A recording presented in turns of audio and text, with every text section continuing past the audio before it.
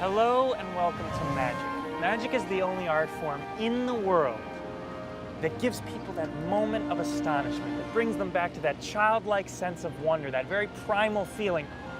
How did he do that? You're about to learn how we do that. And you're going to be able to share that experience with everybody else. What's so wonderful about magic is it transcends the language barrier. It's perfect for all ages. It's perfect for all venues. It's a uniter, brings people together. It's a shared experience. And all of this is coming right up. I'm so thrilled that you're here. Come with me. I'm going to take you through these tricks step by step.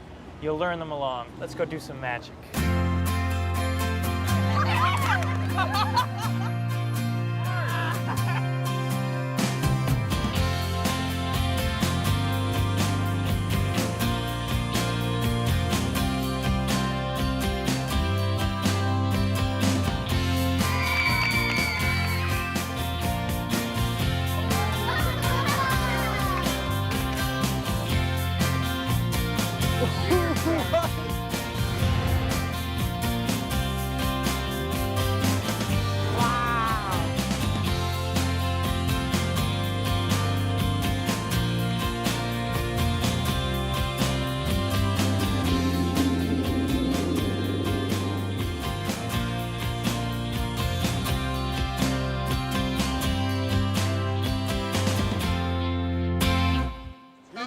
Oh, that is good.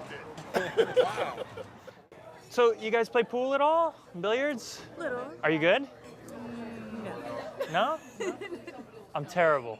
I'm really bad. But I have one trick shot I do, you know, where they do all the complicated shots. So hold out both hands, Gina, palm down, like this. Yeah, just a little higher, like there. And close both into a fist. And we just need to eliminate one fist. So raise one fist above the other. Okay, it's gone. That's perfect. And hold this fist away from me where I can't get at it. Just a little like there. That's good. Yeah? Now, I'm not going to come near your fist, but if we were playing pool, I would chalk up. This is important. Right? Here's the shot. Imagine the ball is here. Here we go. 1, 2, 3. Off the window, off the roof, around the chandelier, through all those lights, around the kitchen, under the table, off Lauren's head, and into your hand. You believe me? No. I told you I was good. Open up your hand. Take a look. Inside her hand, the chalk goes inside, right there.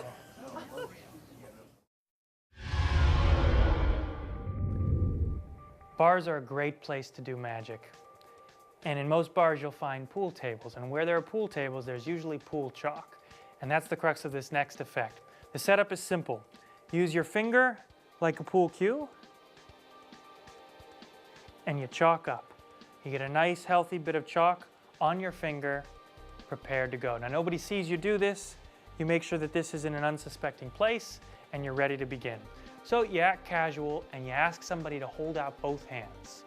They hold out both hands, and I grab both hands, but I just touch a bit of green onto his palm as I say, no, hold them a little lower.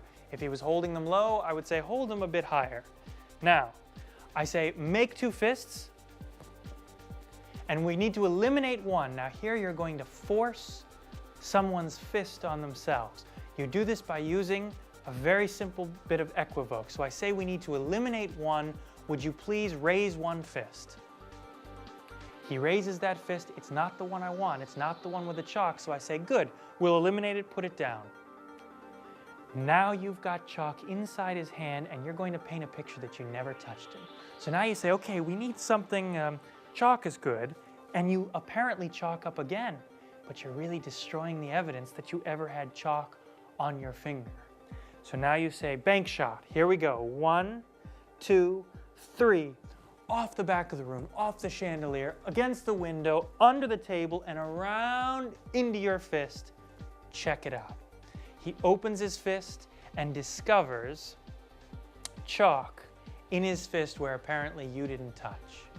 So I'm reading your mind right now. You're asking a question. Hey, isn't this exposure? Isn't this breaking the magician's code? Well, I'm here to tell you that it's not. Because of one word, effort. When you picked up this book, you became a student of magic. You're not really interested in seeing how they work. You want to perform magic.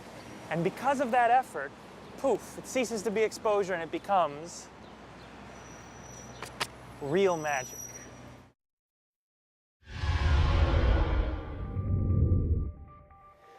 Let's talk about the false transfer. This is a move you'll use over and over again. The principle is very simple. You're going to apparently put an object into one hand, but you're going to retain it in the other.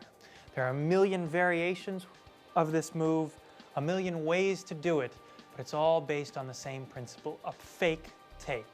So let me show you a very simple one that I describe in the book, and that is I pinch the coin between my thumb and first finger, and with my second and third fingers, I'm able to pinch that coin. You see, I'm able to steal it away with my right, second, and third fingers. So if you time this stealing action under the guise of taking with the left hand, you get a very nice illusion that the coin disappears. Similarly, I can show a coin on my right hand, pretend to pick it up, and just do nothing. Pretend to pick it up, curl the right hand in, and I'm done. That's the false transfer. Have you ever heard the expression that the hand is quicker than the eye? It's a classic expression. This is how supposedly all magic effects are done. We're going to try and test that out right now with Gina and Lauren. So you mind if I borrow one of these napkins? You don't need this? Nope. All right. Let's try this. We're going to test out whether the hand is quicker than the eye. So here's a hand. Here's an eye. And we've got to separate the hand from the eye, like so. All right. So Gina, you take the eye. I'll take the hand. Now I'm going to put the hand in my hand. You crumple up the eye. That's good. So we're going to give Lauren the eye. I'll take the hand. My hand goes in my pocket, here. From my hand to your hand. Look, hand is quicker than the eye. Open up your hand. Both pieces. Look, both pieces jump into her hand. It's like the hand is quicker than the eye. I'm going to give you one of those pieces. Squeeze tight. I'm going to take the other one, put it in my pocket. So one from my pocket to your hand. Hand quicker than the eye. Open it up. Oh, sorry. Now open. One more time. I think I know what's happened. Something really cool has happened. Not only has it gone back into your hand, open it up, unfold that just a little bit. The two pieces not only arrived back in her hand, but they fused back together. Check it out. The drawings are still there, but now they're fused back together in one piece. Guess the hand really is quicker than the eye, right? Hand-eye coordination is really a trick with sponge balls, but instead of sponge balls, which don't exist in nature, they're strange objects, they're clown noses, what are these? We're going to use something you find almost everywhere, and that is cocktail napkins. So you prepare by borrowing a cocktail napkin off of a bar, and here's what happens. You're going to draw in front of the audience a hand and an eye, but before the show starts, you do the same thing. Draw a hand and draw an eye in the same way that you're going to draw it during the show. Now that hand-eye starts off balled together in your left pants pocket. So that goes here. So you're ready to perform? You take any cocktail napkin and you bring up this bit about the hand being quicker than the eye, and you draw a hand, and you draw an eye, and now you clearly tear them apart. So you ask the participant to ball up one as you balled one up, and you apparently place yours in your left hand, but here you do a false transfer. You pretend to put it in this hand, but you actually retain it in the right hand. Now when you take their balled up napkin back, you're going to take yours and theirs together and have them hold them. You say, I'm going to place mine in my pocket. You go into your pocket, you retrieve the ball you previously placed there, give it a flash, pretend to put it back in the pocket, but really you steal it back out. You're way ahead of your spectators at this point. They open, they discover two balls, the eye and the hand, and they've jumped inside their hand. That's your first effect. You take both from the audience here, place both in a hand and pretend to lift both out and say, hold on to these two. What actually happens is this. You place the complete napkin on top of the balls in your right hand and you lift up what appears to be one, place it in their hand. You take the other one, place it in your right pants pocket. You're actually cleaning yourself up. You're ditching the other napkins so that you're totally clean now. When they open their hand, they're going to discover not only have both balls jumped back into their hand, but they've fused back together into one piece. That's hand-eye coordination.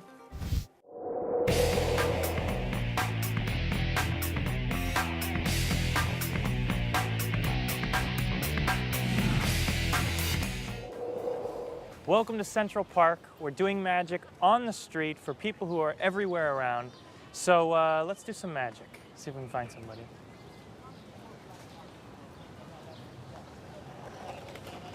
Whoa, whoa, whoa, whoa, whoa. You all right? Yeah. Yeah? You want to see something? My name's Josh. I'm a magician. You got time for something? You okay with the cameras and everything? Yeah? Okay. Come this way. Come this way. Do you smoke or anything? Do you have a lighter on you, something like that? Yeah. Or not, if not, like a coin, but... Yeah. You got a lighter? Show the lighter to them. Yeah? Check this out. Withstand the test. Woo! Check this out. Oh, That's man. fresh. You can even feel. That's not prosthetic or anything. That's really on there. Yeah. Ow. Ow. Here, let's try this.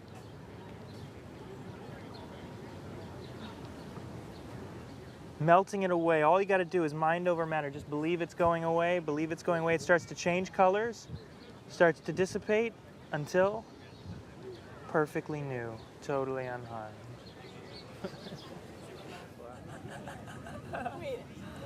Absolutely gone. Oh my Totally God. healed. What? First it turns color, Yes. and then it completely goes away. Oh boy. How's that? Curative property. You got any cuts or bruises you want me to help fix? I was kidding. I was kidding. I'm gonna cut myself. Oh, that would be smart. Yeah, that's a smart idea. My favorite kind of magic is situational magic, and the blister effect is just the perfect kind of thing to do when you're in an environment that you might get burned in. So, step one is creating the blister, and what you need for that is a key. Any key will work fine. This one's perfect because it's got a round hole, so a round blister's perfect there. And all I do is press on the finger I want to inflict the blister on. And the longer you press, obviously, the longer the blister will stay for. So let's go for about 20 seconds here. Now what's great about this is as it starts to dissipate and go away, it'll change color, just like a real blister does as it's healing. So you can call attention to that fact for your participants.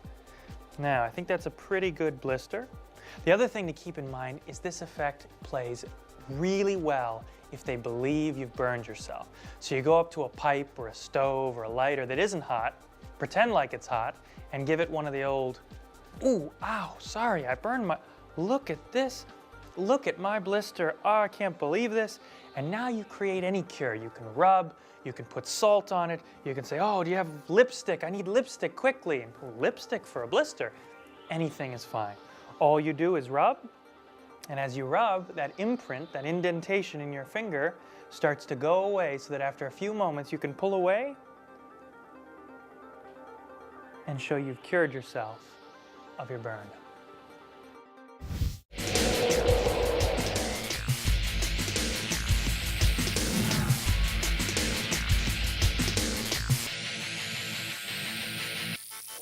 In my book, I talk about the ham sandwich theory. Well, what is this? Well, this just means that if you produce a rabbit out of a hat, nobody really cares. But instead, if somebody says to you, oh, Josh, I'm hungry, what I could really go for is a ham sandwich, and you produce a ham sandwich, well, now you've done magic with meaning because you fulfilled a desire that the participants have. That's the ham sandwich theory. You guys play cards at all? Yeah. A little bit. All right, well, here we go. We're going to try a little game here. All I'm gonna do is this. Hold out your hand like this. I'm gonna deal through cards. You say stop anytime you want, and we'll take the next one, all right? Stop. Right here? All right, hold out your other hand. Take this card, but don't look at it. Just keep it there. Hold it there. Hold out your hand. Same thing. Say stop. Stop. Right here. Hold out your other hand. Keep that one just against your chest. Don't look at it. Just keep it against your chest. Makes it a happy card. All right, here we go. Take cards. You're gonna have to grip them a little so they don't blow away. Just say stop anytime you want. Stop. Right? And hold out your other hand. Keep that one against your chest. Another happy card. Hold on to your hand. Grip them so they don't blow away. And you say stop anytime you want. Wait about. Oh. Here, and take that card against your chest. All right, so you got 4 cards. You could have chosen any one of these. Any one of these would be good cards, right? For a poker game, for whatever, some jacks. But we're gonna turn them over on 3. Everybody turn them toward our friends at home. Here we go, 1, 2, 3. How'd you all do? Awesome. Holy shnikes. Thanks for censoring that for us. There it is, the 1, 2, 3, 4 No way. aces. That's They got them insane. all. That's All right, amazing. you did that. I didn't do anything there. You guys did that one. Now let me show you how to force a card. Forcing a card is a tool you'll use in lots and lots of card effects. Now it's very simple. The forcing a card simply means forcing someone to get a predetermined card. So I'm going to show you how to force the bottom card, the 3 of diamonds. What you do is this. I angle the deck or bevel the deck so that the top is slightly to the right, and then I grip the cards from above. Now I'm going to pinch a small packet, or in this case 1 card, with my left thumb and fingers, and I move that card to the right so it's concealed underneath the deck, jog to the right.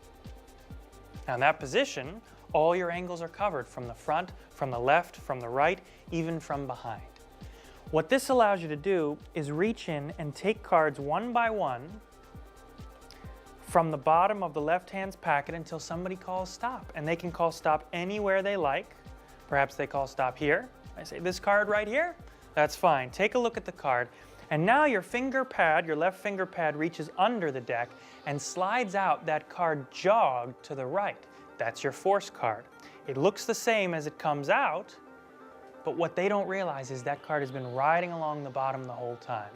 So now I can hand that card out, say, take a look at your card, remember it, don't show me what it is, was that a free choice? And you knew the card all along. Welcome to the wide world of forcing. You've already learned the Sid Lorraine forcing technique. Now let's take a look at a trick that uses it. We're going to explore finding 4 aces. Now this is a great effect for anybody who's ever played cards or is familiar with a deck because 4 aces, that's the best hand there is in poker. 4 aces, that's what they use in all the ads. You're going to touch on that emotional level of finding 4 aces in a surprising way, using nothing more than this force. So here's what you've got. The setup is you've got 4 aces on the face of the deck and 1 cover card on top of them. The reason for this cover card is now I can be free with my hands, show the bottom of the deck casually, no aces in sight. Same as the force, I bevel the deck to the right, and this time with my left thumb above and fingers beneath, I'm going to grab a packet of cards, about 7 or 8 cards, and slide them under the packet so that they're jogged to the right. Now I say, I'm going to deal through the cards. I'd like you, ma'am, we'll start with you, to say stop anytime. And the first card you take, your left finger pad slide that cover card from under the deck.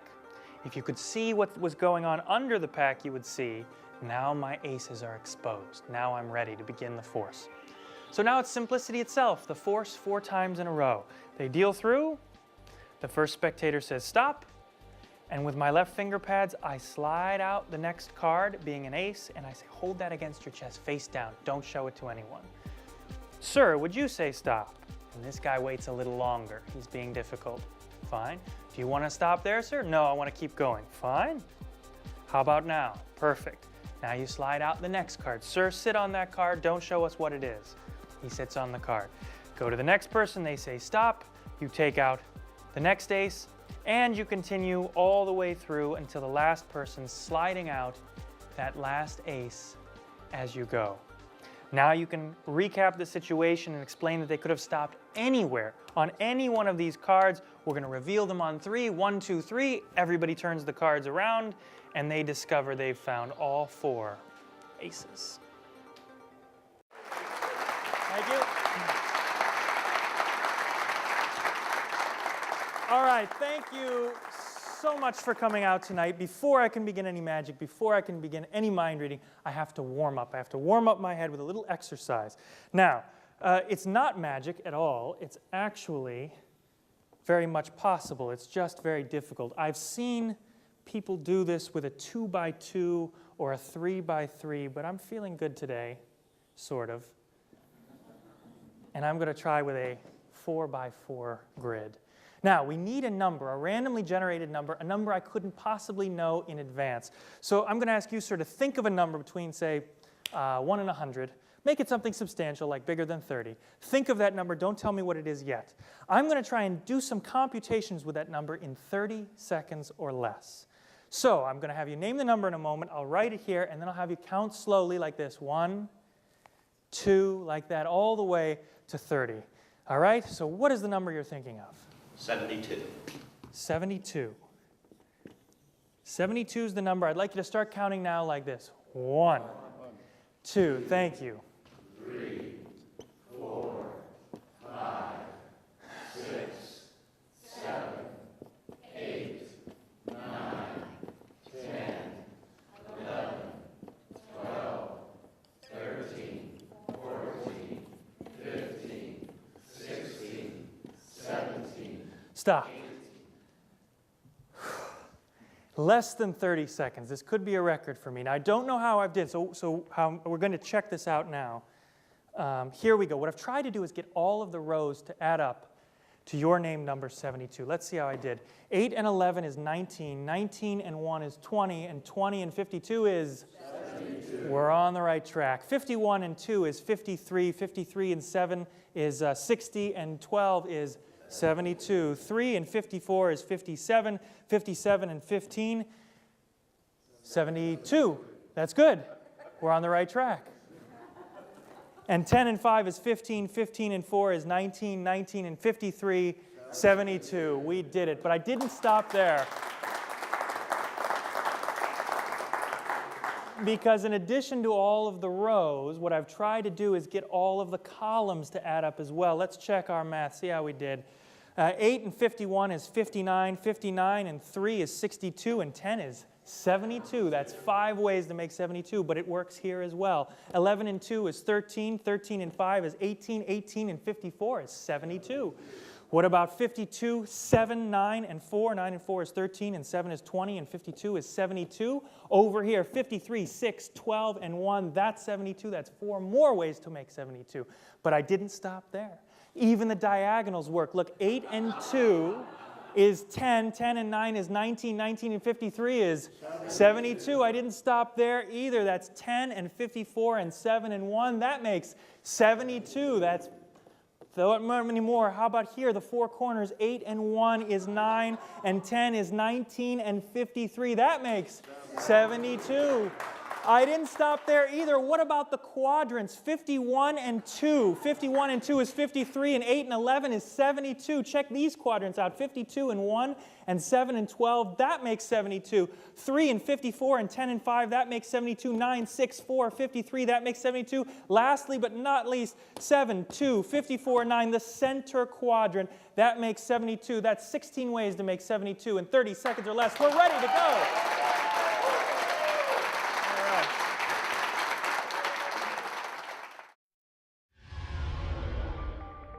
Mathemagic. Mathemagic isn't a magic effect. It's a superhuman display of mathematical ability. It's really fun and not nearly as complicated as it looks. So, you can do this on a cocktail napkin or you can do it for a big group. Here's how it will go down. You're going to draw a 4x4 grid. Any 4x4 grid, as sloppy as you like, is fine. Now, even though it's going to look as though you're going to compute all of the numbers in your head depending on the number they name, it's not what happens at all. You're going to compute 4 numbers, but if you can add and subtract 1 and 2, you'll be fine. All the other numbers are predetermined. and they are as follows. 8, 11, this number will be determined. 1, this number will be configured depending on the number that's named. Then we have 2, 7, 12, okay?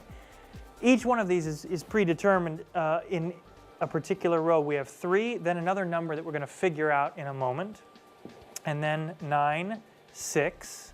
Here we have 10, 5, 4, and another number. So we have 1, 2, 3, 4 spaces that you determine once the number is named. Now you notice in performance, when I had the number named, I said a number between 1 and 100, but make it a big one, make it over, say, 30. That's important. Let's say they name 63. If they name 63, the only computation you do is you subtract 20. 43 is your n. 43 is n. So 43 goes here. That's the first number you fill in. 43 is filled in almost immediately. Now, the next box is subtract 1 from n. So 43 minus 1 is 42. 42 goes here. The third box that you have to fill in is n, 43, plus 2. It becomes 45, and that goes here. And finally, you end with just plus 1. 43 plus 1 is 44. So you see, there's some computations involved, but it's not as complicated as it seems. Now, all you have to do is memorize these numbers, not as difficult as it sounds, or you can cheat. If you're not using a dry erase board, but instead you're using poster board, you can give little cheat sheets in the corner in pencil that from 5 feet away they'll never see, and that just tells you and prompts you where to write in. All right, so now you just rock out the numbers. First you give the rows, followed by the columns. That's going this way, this way, this way, this way. Then you get the diagonals. Finally, the 4 corners. And for your big kicker finish, you give the quadrants here, here, here, here, and lastly, in the middle. That's the number square. All right, let's try something a little bit bizarre. I need you to pick a card. So as I riffle my thumb down, just say stop. Okay, stop. Right there, and look at the card you've got. Show it to our folks at home. She made that very easy for me to know, but it doesn't matter if I know the card in this trick. Put it in anywhere you like. Ruined your trick. No, you didn't ruin it. That's good. Now look, I'm going to shuffle your card into the deck. Mix them all together. You can push them in for me, square them all up. Watch carefully.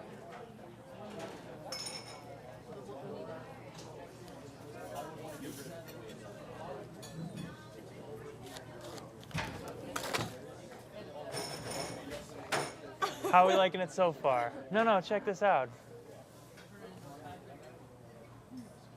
Can I borrow your thing? Look.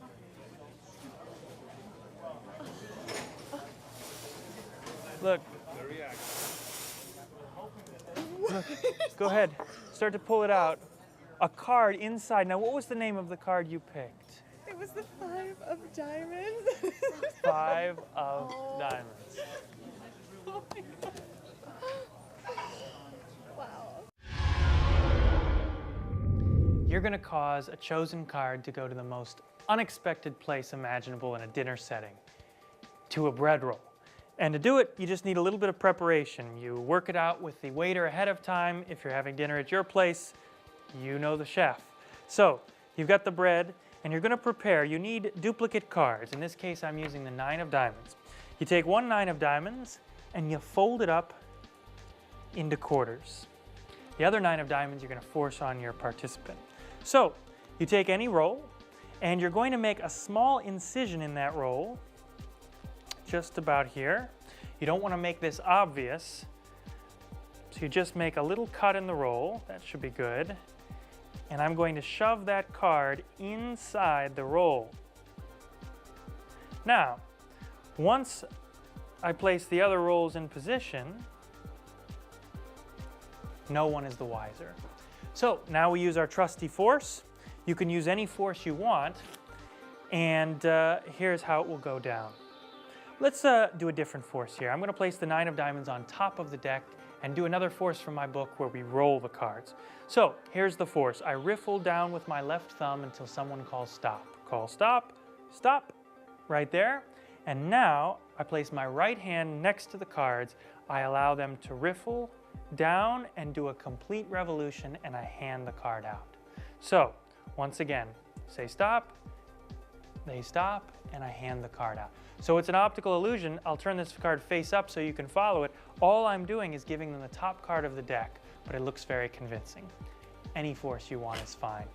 So they take the card, they put it back into the deck, they shuffle the cards up, you shuffle them up, and here we go. When you're ready to do it, fan the cards out, throw them toward the bread. It makes a big mess. Cards go everywhere, face up, face down, a big mess of cards. So you go through, you peel them apart, you go to the right roll, could be very embarrassing if you take the wrong roll, and you start to peel it yourself. You break it open, and once you've got it open, you've destroyed the evidence that you ever tampered with it. You can invite somebody else to take the card out, ask them what card they picked, 9 of diamonds, and you got it. I want to show you something. As an audience, you have only one obligation, and that is this. Hold out your hands. That's good. And move your hands in together like this. That's my favorite sound. And that's a sound we call ovation position. But of course, if I'm going to ask for your applause, I have to earn your applause. So I'm going to earn it from you by reciting the alphabet. That's all I got. Sorry. All right, fine. I'll say the alphabet backwards. I'll say the alphabet backwards as I take off my jacket. You have to admit that's sort of impressive. Okay, fine. I need a little bit of encouragement. Let me show you the encouragement. Encouragement is hands down. Here, and here, and here, and here. Keep it going. Here we go, here we go. ZYX, WVU, TSRQ, TSRQ, PON, MLK, JIH, GF, EDCBA. Here's to you. Ovation position. Welcome to the show.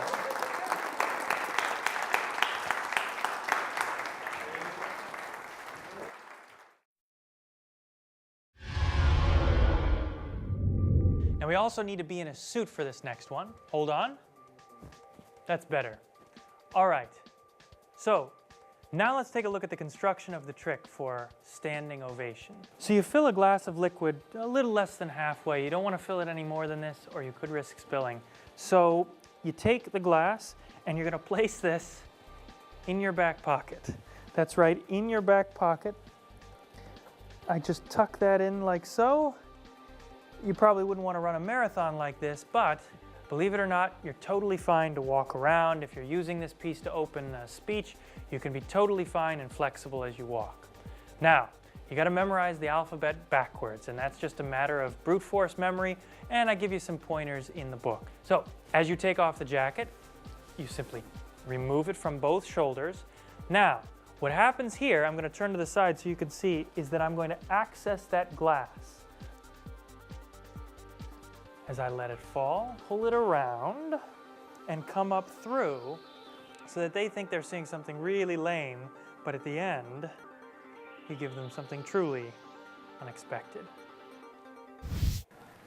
Welcome to The Office. Working Miracles is the chapter I wrote on magic in the workplace. And the office is a perfect place to do magic. Every one of these desks, every one of these cubicles, it's like a stage. And you've got all the props you need, pens, rubber bands, paper clips. So let's go find some people and do some working miracles.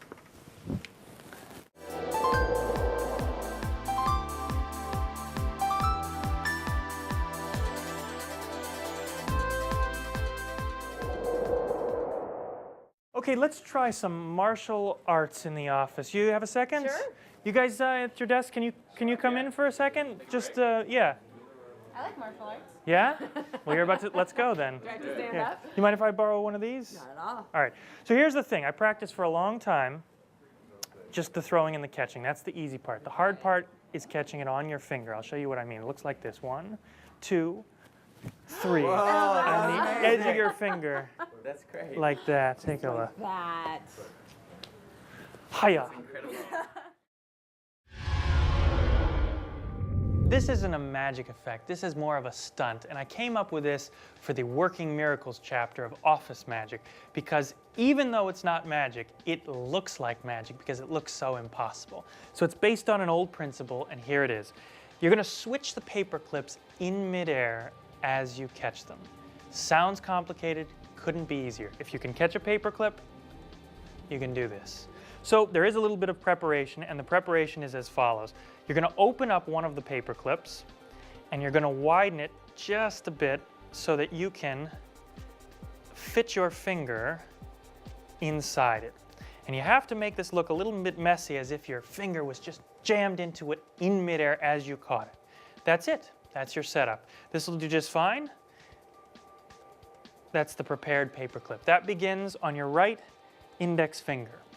Now, when you start the effect, curl that right index finger in, act casual. Believe me, people don't walk down the street with paper clips on their fingers, so I think that it's going to catch them off guard.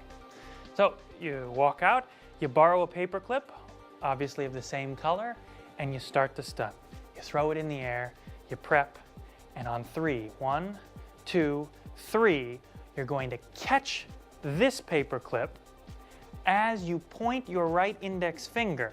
So if you catch it with your second, third, and fourth fingers, as you point your right index finger, there's a midair switch that happens. Looks like this. And it looks like you caught that paper clip right on the tip of your finger. And you give a nice jerking action, and you freeze in this moment to really let them see how that's punctured right there on the end. And they'll be sitting there all day in their cubicles trying to recreate the stunt, not being able to do it. Everybody should use this book. So this is the Little Red Book of Selling. Here we go. Here's what I'm going to have you do. I'm going to have you think of a word. But I'm going to have you think of a word from this book. Now, in this book, there are hundreds of words on every page and hundreds of pages. So you could think of any word in here. So I'm just going to have you call stop and look at the first word on the page. Okay? So as I riffle through, you say stop anytime. Okay. Stop. Can you look at the first word on that page? Yeah. Got it? Yeah. Not an author's name or something. No, You have the yeah. first word? All right. Now think of that word. Don't forget the word. Yeah. I was looking away at the camera at the people at home, so you don't think I've set anything up. And it's your book, right, Kevin? So I didn't set anything up with the book. Hold out your hands like this. Roll back your sleeves a little bit. That's good. That's good. I have to get to your wrists. It's all in the wrists. All right. All right. Now look right in my eyes and think of the word. Think of the word over and over again. Scream it, but don't scream it out loud. Scream it only in your mind. Scream it over and over. A little more. Over and over and over. Major. Major. Oh my God! There was How do you do that? Now look me in the eye. Don't say a word, but just think. Think of the word over and over. Think out loud. Think of the word. Scream it, but scream it in your head. You're screaming it in your head over and over. Carpet, carpet, carpet, carpet. Is that the word? You believe in mind reading now? I do. All right, good. Then we did it. How did you do that? Mind reading is the real deal. When people see magic, there's a suspension of disbelief going on. This idea that the lady's not really sawed in half, but we suspend our disbelief and we watch. This idea that the coin isn't really going through the side of the bottle, but it's cool to see anyway. With mind reading, there are a lot of people that buy into it completely.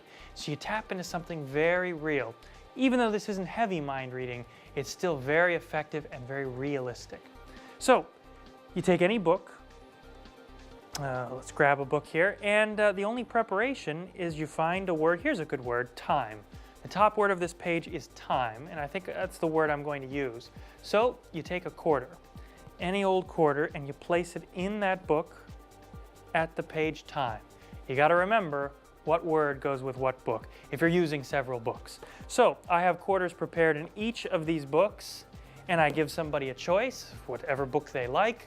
Perhaps they choose this one. Now, all that happens is this. I put my left thumb and fingers around the spine of the book. You look away and you start riffling the pages. Now, as they start to call stop, you continue to riffle. You don't listen when they say stop. You riffle until the natural break occurs where that quarter is. That quarter creates a little gap. and that gap allows you to riffle right to it. So when somebody says stop, they start with the S sound. St, and as soon as I hear st, I riffle right to that break, and by the time they're done saying stop, I've got to my break. So as you riffle through, just say stop anytime you like, ma'am. Stop, is that where you'd like to stop? Perfect, take a look at that word. They see the word time. I have them remember it. Now, if you're not going to pass the book out afterward, you're done. You hold out the hands, you look in their eyes, you go crazy with it, and you predict their word. If you want to end clean, perhaps you're at somebody's house and you're using their books, same thing. Stop. Remember that word, please, sir? And now, as you look them in the eyes, it directs their attention toward your face, and your fingers can creep in, steal that quarter away. You can pass the book back. You take the quarter, you ditch it in your pocket at a convenient moment, and that's pick a word. Hi, how are we doing? So you've heard of this psychic surgery stuff? It was really big in the 70s. They would like do surgery on somebody and pull out organs, and you never were injured or harmed. Don't worry, don't freak out, we're not going to do that. That's not what it's going to be. No, but there is this phenomenon of psychic surgery. So we're going to try it with safety. Safety first. We're going to use George as our subject. So George isn't harmed yet. You can feel him. He's really there. Okay. George is our subject, but we need something to do surgery with. It's your desk. Is this okay to borrow? Sure. Okay. Nurse, prep the needle. That means take the. Oh, you knew. That's good. This is a crack production staff. And of course, we need to prep the patient. Like in any hospital, you need a hospital gown. So this will become our hospital gown here. Don't laugh, I've had to wear them this small. Okay, here we go. Thong, what would a thong be like that? Probably. All right, so here we go. We prep the patient. Perfect. Nurse, the needle, please. Here's what happens. It goes between the folds of the bill, like so. Here we go. On 3. 1, 2, 3. You can actually hear it and see it. 2 illusions at the same time. That's really going through there. You can send that to the lab for testing later, sir. Now, of course, the hospital gown has a hole in it, but here's the incredible thing. George is totally unharmed, just like psychic surgery. Take a look at that. You can feel George is really there. And that's psychic surgery. Penetration. This is a great effect to do in an office surrounding when you can grab all the props, supposedly, from different cubicles, different desks. So, of course, the bill has to come from you because it's prepared. Any bill will work. You're going to make a small puncture in the bill just here, a little tear. It's better if it's not a cut. It's better if it's an actual tear. It'll blend in better. And I'm making it right between the clear and the detailed border. So just about there is perfect. Okay, it should be wide enough to fit the length of a pen without the cap. And you need some Post-it notes. So when you've got all of that, you're ready to go. You fold it off center. Have somebody uncap the pen. Put the pen into the bill, into the folds of the bill, but what's actually happening here is it's going inside and beneath the hole. So it's going in this way. Now, before you perform the trick, you cover with a Post-it note. And of course, in the presentation I used, we were prepping the patient in this way. And now that pen is allowed to slide underneath the Post-it note, beneath everything, so that it rests just there. Now this is a really great effect because you're going to get both a visual and an auditory illusion. They're going to both see and hear the pen penetrating the bill.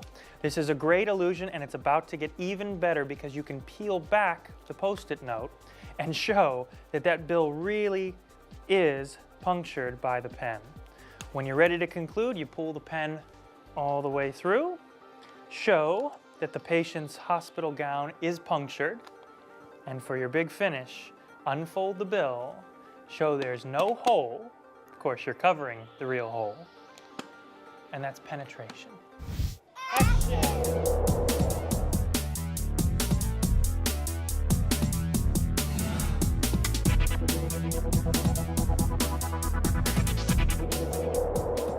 Magic for kids. Magic for kids is a totally different ballgame. It isn't about deception or fooling them or the most impossible magic effect. It's about having fun. It's about creating effects with a good premise. A dog, candy, colors, all these things they can relate to. Because think about this, to a child, everything is magic.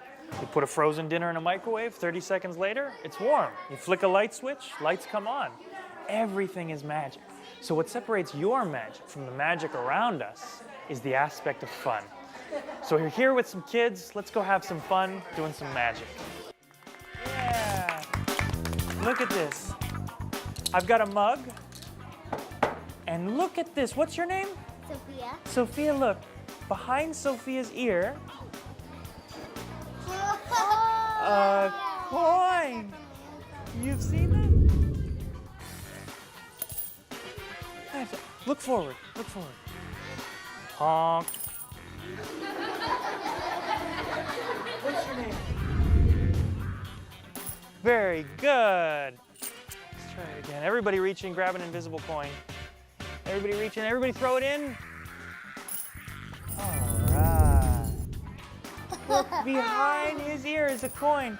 Look at this. Lift up that rock. Lift up that. Look, another coin there. Look at this. All these coins. Look forward. Look at this. Honk. Another one. Let's try that again. Let's try that again. I'm gonna put these away. Look, everybody reach out. An empty mug. Throw the coins in the air. Oh. Yeah! The Miser's Dream is a classic of magic. We've all got an Uncle David who pulls coins out of our ears, but you're about to take that to the next level. So, all you need for setup is one coin in finger palm. We're going to talk about how to produce a coin first, and then we'll come back to how you produce multiple coins. So, producing a coin is as simple as pushing a coin from finger palm to fingertips. But you've got to do it with style. You've got to do it like this. As you move the right hand toward an elbow, a nose, an ear, as you move toward let's say your left elbow, your right thumb contacts the coin on the base of your fingers and pushes it across the fingers to the fingertips. So if you move as you produce, you get a very good illusion of grabbing a coin out of seemingly nowhere. All right, and that's what you're going to do over and over again, is push it up, pull it back, push it up, pull it back, push it up, pull it back, push it up, pull it back. You got the idea. So that coin begins in right finger palm. You also need a mug or a cup, whatever's handy, and a bunch of other coins. I take these coins, and the preparation is that I lay them across my left fingers, and then I pinch the inside of the mug. So they rest just like this against the inside of the mug. Now in this position, I can show the mug empty to all my audience members, even though the coins are concealed here. So now I produce the first coin. I show that coin and apparently drop it into the mug, but actually it's a switch. As I place the coin inside the mug so that it's out of view, I pull it back into my hand as I ease my grip on the left hand's coin so that if you could see into the mug, you would be seeing this. Apparently one coin's been produced. This coin's back in position, so I can go up to another child, produce another coin, another switch, another coin, another switch. You continue in this way. Eventually, you can produce a coin and allow that coin to fall in with all of the others, and then for a big finish, you can ask somebody to reach out, grab an invisible coin, throw it to you, and of course, you let it fall, and you've produced a bunch of coins. It's not a magic effect, but rolling a coin down your knuckles looks really cool. So let me show you how this is done. I'll show you the technique, then you're going to have to put in the practice. You start with a coin on your first finger. Your other fingers are raised up, ready to lower in succession. So it's exactly as you would think. You simply close your fingers, rotating the coin. Now that just takes practice. The cool thing is you can do it while you're watching a movie, while you're at work, while you're at school, wherever you can practice. Now, once you've got that down, you can try and go backwards. backwards and forwards, forwards and backwards, practice all the different ways. You can even try and roll down your hand so that you can roll from one hand into the other. And finally, once you've mastered one coin, forwards, backwards, one coin in each hand, you can try the toughest, which is 2 in the same hand. Looks like this, the same thing. You're just rolling and controlling 2 coins at the same time. This is my dog. This is Sadie. Everybody say hi, Sadie. Hi, Sadie. Look, you can pet Sadie if you want. You want to pet Sadie? Sadie does doggy tricks. I'll show you a doggy trick Sadie does. Yeah, that's Sadie. Watch Sadie's doggy trick. Stay. That's not a very good trick, right?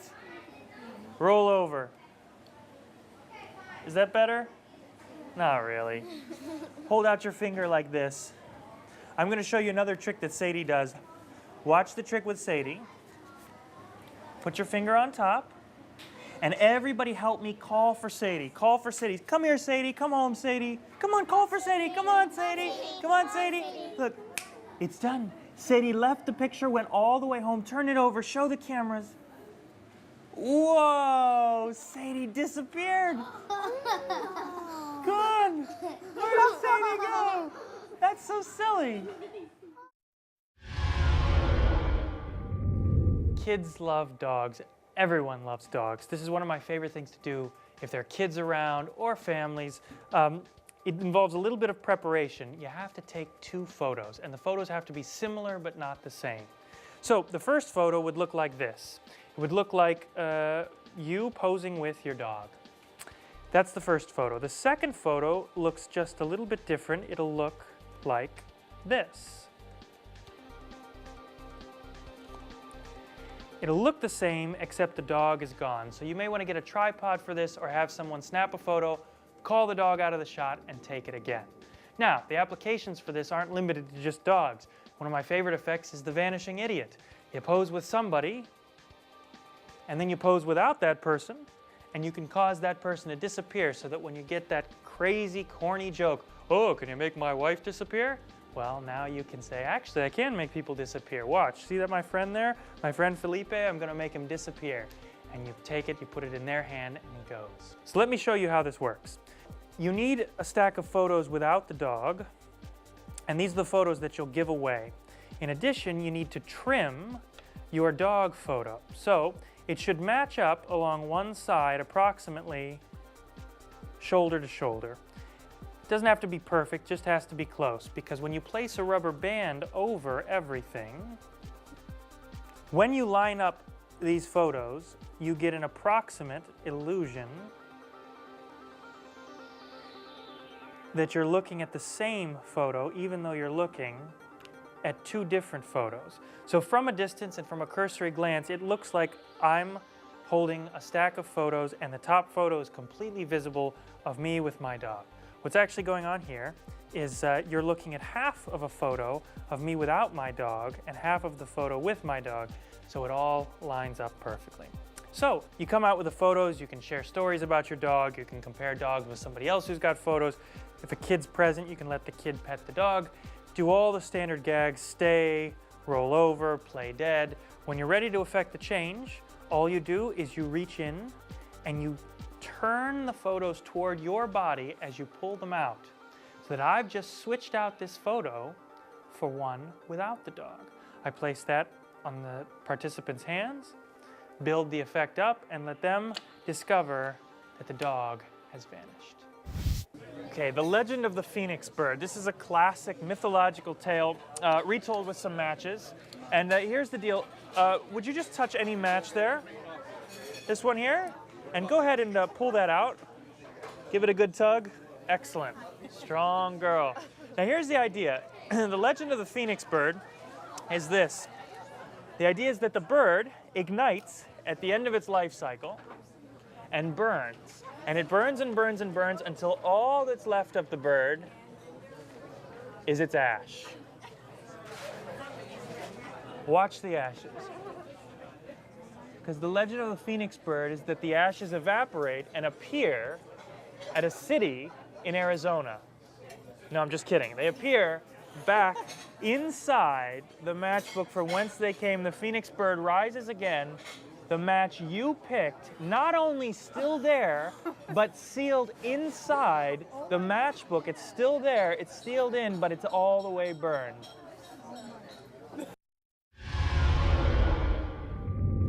You need 2 matches for this. There's just a little bit of preparation involved. You take a complete matchbook and you bend up 1 match. Now, from another book of matches, you light a match and use that match to light the match while it's still attached inside the booklet you're going to be using for performance. You allow that to burn just a little bit, and then you extinguish it. You let that dry, and of course, anytime you're using matches, you have water nearby, and you do it in a safe environment. So, that match is prepared and ready to go, and here's the performance. I'm going to cover with my right thumb that match so that I can bend it down, open the matchbook up, and allow somebody to point to any match they like. Perhaps they point to this one. I tear that match from the booklet, hand it to them. As I close up the matchbook, I simply allow the burned match to coalesce with the others, and you're ready to perform. Now I strike this match, and we're going to do a match vanish. Let's talk about the vanish, then I'll do it with a lit match. As you shake from hand to hand to extinguish this match, you're going to allow it to fall to the floor. So as I shake 1, 2, on 3, I toss the match onto the floor. If you're somewhere with dark carpet, or better yet, hardwood floors, you're ditched and you're fine. So here we go. I talk about the Phoenix match, blow it out, shake it out. I've just ditched the match, cause it to vanish, but just like the phoenix bird, it rises from the ashes again.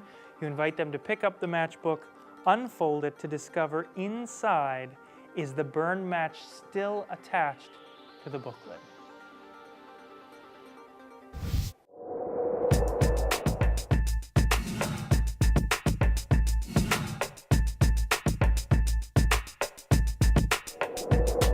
In the 70s, there was this huge phenomenon with bending spoons, like Uri Geller, this sort of thing. And we're in an office, so there's probably not spoons. You probably don't have spoons at your office. Let me try something else. It's the same principle, because of course it's not the spoon, it's not the metal, it's the idea of the thing. I was not an art major. This is the spoon. Not so great. Yeah, here we go. Same principle at work, though. Watch the spoon. Don't take your eyes off the spoon.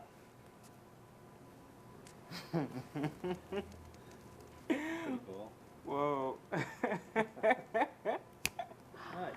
And now the much harder feat, tearing metal. Incredible. Nice. Just tear it up. So you're sitting at your desk at work, and someone asks you, hey, you're a magician. What about these guys that bend metal? This has a great effect to do. Now there is a bit of preparation involved. Let me take you through that. You need to set up with one Post-it note. What you need to do is you need to tear off a small sliver, just a little piece about like that, and that's all you need from this one. Now you take the next Post-it note and you stick that sliver to the sticky side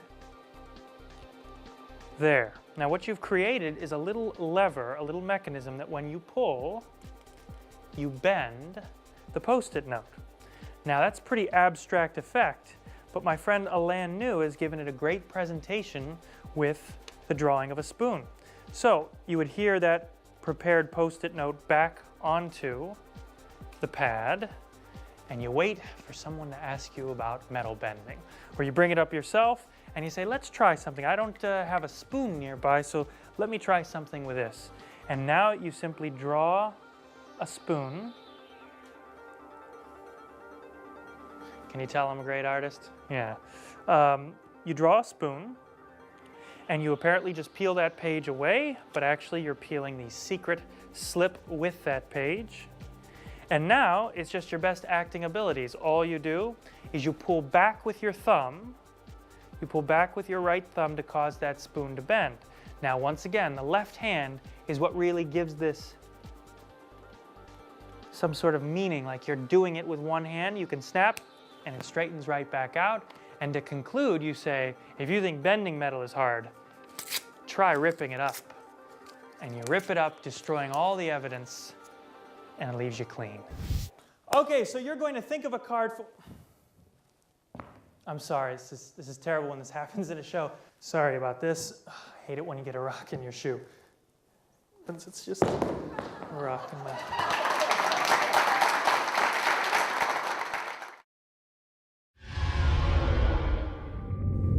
So you're going to pull a rock out of your shoe, literally, a big rock. First thing you need is a rock. You can find rocks that work really well that are shaped in just this kind of way. That is to say, they're long, they'll fit sort of in your shoe, and they're bigger at one side and thinner at the other. This rock I'm actually really pleased with. I just got this from a rock shop, and it's, I think, a little bit more visible from stage, and the light hits it in a really cool way, and I picked this up for a couple bucks at a rock retailer. So the setup for this goes into, of course, your back pocket. So that goes here, protruding about halfway. The jacket will cover that, and you're set to go. So at any point in your show, at any point in your corporate presentation, at any point in your teaching lesson, whenever you want to make this gag, you just say, oh, sorry, I think I've got a rock in my shoe. And this is what happens. You are going to put your right shoe in your left hand, and with your right hand, you're going to reach behind your back and take the rock. So I'll turn to the side so that you can see. Goes like this, and that's the position. I steal the rock as I remove my right shoe, and I bring the shoe up against my right thigh as I bring the rock on the back of my right thigh. Now I bring them up together, facing front, and I say, there's a rock in my shoe. And you let this hit the floor with a big thud so they know it's a real rock. And that's Earth shoes. I've got an empty tube here, an absolutely empty tube. Hello out there at home. Hello. Can you see that's an empty tube? Can you see that's can you see me through there? Can you see me through there? Hello. An empty tube, and inside. Achoo.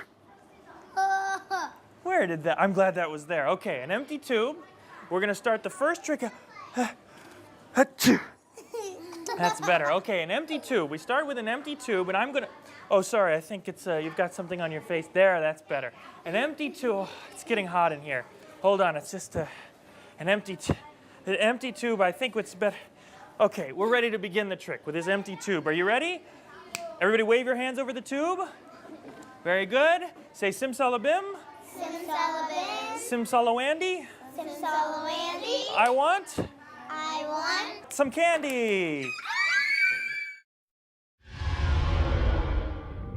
Sleeves and sneezes is an application of a very old principle. You take some cardboard and you tape a tube like so. The tube is there, and then you make an inner tube. This tube is tapers in shape. It starts skinnier and gets wider at the bottom.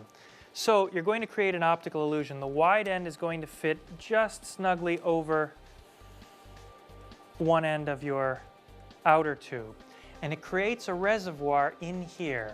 You can see in here it creates a gap that can't be seen. I can show you this tube empty from the front, but I'm hiding everything inside. So whatever you want to put inside is fine. For kids, I like to put some candy, some tissues, some silk handkerchiefs if you've got them. And now, at your leisure, you can show the tube empty, reach inside, pull out handkerchiefs, eventually pulling out candy, and that's sleeves and sneezes. If you're a magician, then you've heard of the term misdirection. But in my book, we actually use Tommy Wonder's recalibration of the term direction. So what is direction? Well, direction is simply getting the audience to look somewhere away from where the moves are happening. We like to direct the audience's attention towards something, not misdirecting it away from something. It's a slight difference, but it's an important one. So, how does direction work? Well, I'll give you 2 pointers. First of all, if you want the audience to look at you, look at them. And if you want the audience to look at your hands, you look at your hands. If you follow those 2 simple pointers, you'll be well on your way to directing your audience. Everybody go like this with your hands. Pinkies up. Come over like this. And lock your fingers together and don't let go. Whatever you do, don't let go, all right? Now this is weird because everything's backwards now. Wiggle your right pinky. Yeah? Now, I know, it's on the left, sorry. Wiggle your left thumb. Oh, I did it wrong too. No, it's this thumb. It's that thumb right there, yeah. Now here it is. Watch closely, watch closely. Wiggle both pinkies at the same time. And now do this without letting go, without letting go. Don't let go of your fingers, do this. You can't. I got it. Oh, Don't think about it too I hard. want the focus to. I don't know how to do that. Let's do that again. How did he do his like Yeah, that? We how you can't did do that? ours? A fun little way to transition between effects or to get somebody's attention or to do something for a group of kids is hand scam. And it's nothing more than a complete bluff, a complete scam. They hold out their hands like this, they turn their pinkies upward, you cross one hand over the other, and you pinch your fingers together. Now, as you ask them to do all these meaningless tasks, wiggle your thumbs, wiggle your fingers, wiggle your right middle finger, whatever you're doing, you're just trying to confuse them. And at some moment during these instructions, I will break my hands away. I've just told them not to do it, but I'll break my hands away as I point. No, sir, that's your right thumb. I come back together. Looks the same, but it's not the same at all. When I come back the other way around so that a moment later, I can straighten out and they can't. Gina, do me a favor. In this deck of cards, there's a lot of different cards you could select. I'm going to have you just cut the cards for me. All right, and we'll mark the place you cut like so. And you're going to need this pen, and just anything to write with is good. And we'll use this as well. So I'm going to have you take a look at the card you cut to. Take a look at that card. Show the folks at home. And now I'm going to have you put it in the middle of the deck. That's perfect. Write the name of the card down. I don't want to see what it is. Don't show it to me, but write the name of the card down so that everybody at home has a record of what that card is.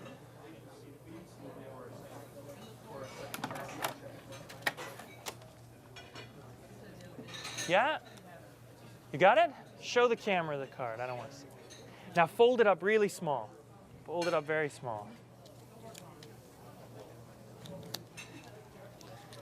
That's good. Going to destroy the evidence that your card ever existed.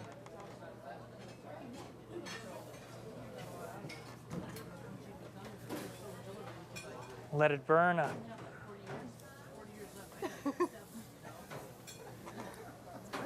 There it is. There it goes. So all evidence of the card you picked, that you ever even picked a card, is going up literally in smoke.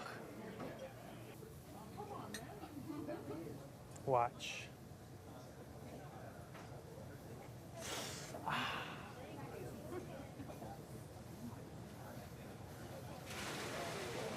Watch your card. Watch as your card starts to appear on my wrist. An image of a card is coming through. Was your card the 2 of diamonds? Yes. Oh my God. Ashes on the arm. So you need some matches. You also need a saucer or an ashtray, a piece of paper where they write the force card, a deck of cards, and chapstick. This is the real secret. What you're going to do to prepare is you're going to write the name of whatever you want to force, whether it's a stock quote, as I talk about in my book, or a card force. You're going to write it here on your arm. So let's write 2. And we'll make a diamond shape. Now, if you have long sleeves on, you can do this by rolling them back, and when you fold them over, it won't show at all. Now, you can let that dry a little bit. You're ready to begin. You force the 2 of diamonds using any one of the methods described in my book. You have them write that card down on a piece of paper, and you light that baby up. So, always be careful when you're doing this kind of thing. Have some water nearby, and you let it burn all the way through.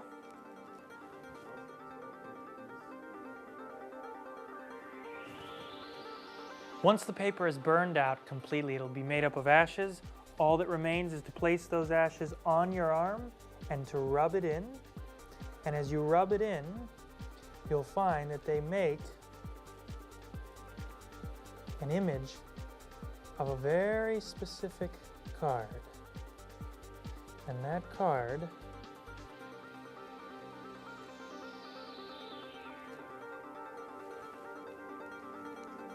is the 2 of diamonds.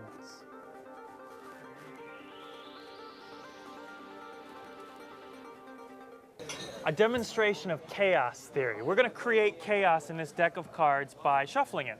Do you mind, can you give her like a riffle shuffle? Yeah? Can you give him one riffle shuffle for us? We're going to check her form. Nicely done. Look at this. This is really, no, that's good. That's nice. That looks good. And we'll give him one more riffle shuffle just to be sure. Would you push them together for us? All the way, yeah. That's great. I would say that this is chaos. This is chaos in a deck of cards. I mean, they're all mixed up. And just so that we can focus, let's take out just the diamonds. Just the diamond cards for this next bit. There we are, all the diamonds, in whatever order you shuffle them in, and in a way, you control this order because you shuffled the cards. Now, there are a few ways of creating chaos. This would be one. That's called an overhand shuffle. All right? It looks like this. Your grandma might shuffle cards like, you have grandmas that gamble and stuff? Yeah. Of course.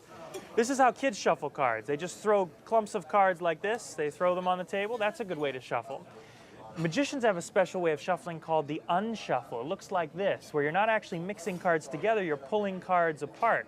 It looks something like this. And in Australia, they shuffle cards really, really weird. This is called the down-under deal. They call it that because one goes under, one goes down, one goes under, one goes down the whole way until all the cards are exhausted. And although this appears to mix the cards completely, it actually takes us from chaos back to order. That's an ace.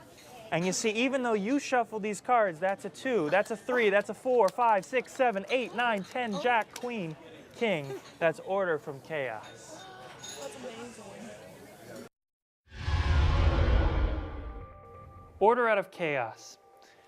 When I was a little kid, I saw Lou Brooks, a magician from Las Vegas, do this effect for me, and it blew me away. And it stayed with me ever since. And when I wrote this book, I called Lou and I said, Lou, I love this effect. It's a card effect that stayed with me for such a long time, not because of the magic, because of the story. He agreed, and here we present it to you. So, the setup is flashing on your screen now. You take out the 13 diamonds, put them in this order, and place them on top of the deck.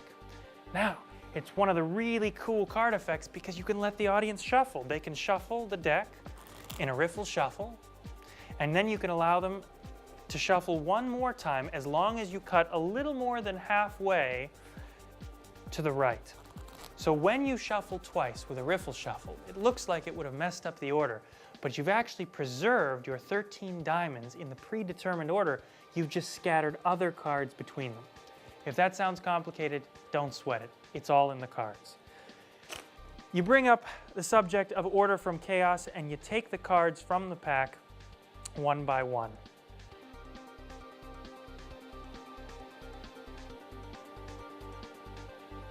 So you remove the cards.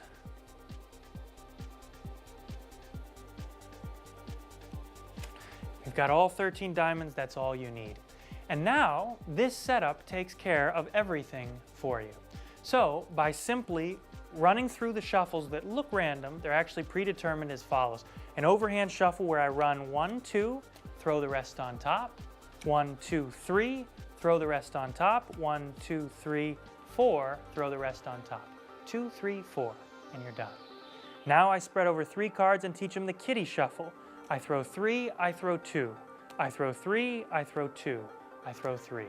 Again, this is supposed to look random and nonchalant. It's actually very controlled.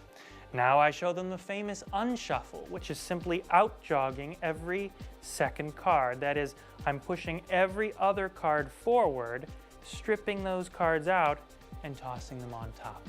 And finally, the down-under deal. I deal 1 down, 1 under, 1 down, 1 under, 1 down, 1 under, the whole way through all of the cards. And even though this looks very random, very haphazard, what we've actually got going on is that you have shuffled them through the sequence so that you've brought order to chaos. You've brought an ace, a 2, a 3, a 4, a 5, a 6, 7, 8, 9, 10, jack, queen, and king. And that's order from chaos.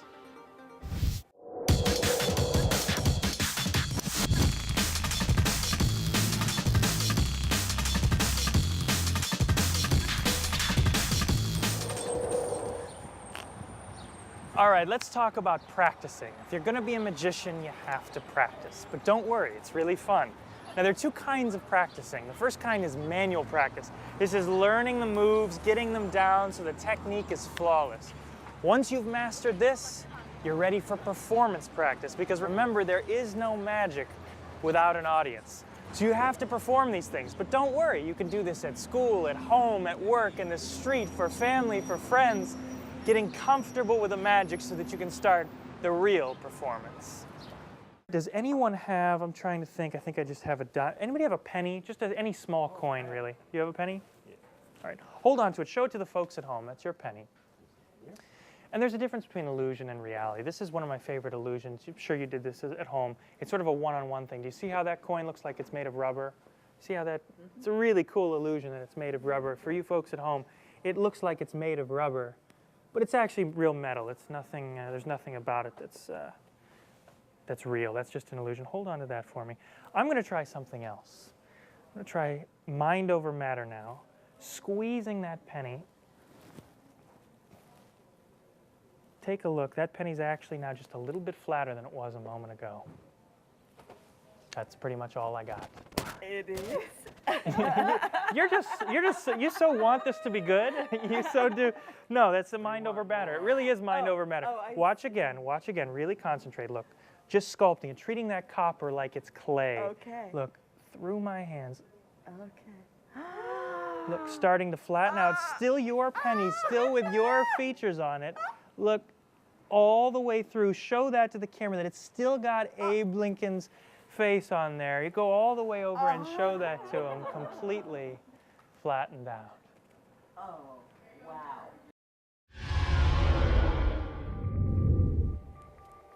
Superhuman strength. It's a very common plot in magic, very appealing, because the idea that somebody, anybody, can bend something or stretch something or crush something with superhuman ability, that's a very cool premise. And that's what we're doing here with penny pressed.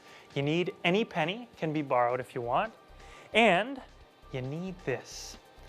This is a flattened penny. Now, you can get this by placing a penny on railroad tracks and letting them run it over. That can be dangerous, so you can also find machines, presses, usually at stationery stores, that will do this for you safely. So at any rate, you take a penny and you flatten it out. And what's great about these pennies when they're flattened out is that they still carry the features and characteristics of a normal penny. You can still see good old Abe on there, but he's stretched out, so he's pancaked, and you can still see on the back all of the writing, all of the words. 1 cent has become really big there, and you're ready to go. So all this is a simple switch. It's called a Bobo switch. I begin with that elongated flattened penny in my right hand in what we call palm position, with my fingers curled around it. I borrow a penny, or I take my own penny and I throw it from hand to hand. Now, as I throw it from hand to hand, I'm talking, I'm misdirecting, directing attention, and whenever I'm ready to make the switch, all I do is hold the penny between my thumb and first finger as I release the palmed coin with my second, third, and fourth fingers. So it happens this way: 1, 2, 3.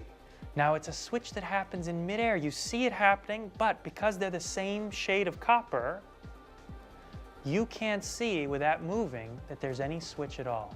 So now if there's a spectator or a participant nearby, you can have them hold out their hand and crush it. You can push it through your fingers as if you're flattening it as you push it through. Feign concentration here. Let them see that the penny's flattened. You can even give it to them as a souvenir. They'll keep it forever. That's penny pressed. I'll show you money laundering. This is money laundering. You laundering I left this in my jeans. Look what happened. Show them so they can see. Look at that. It's ruined.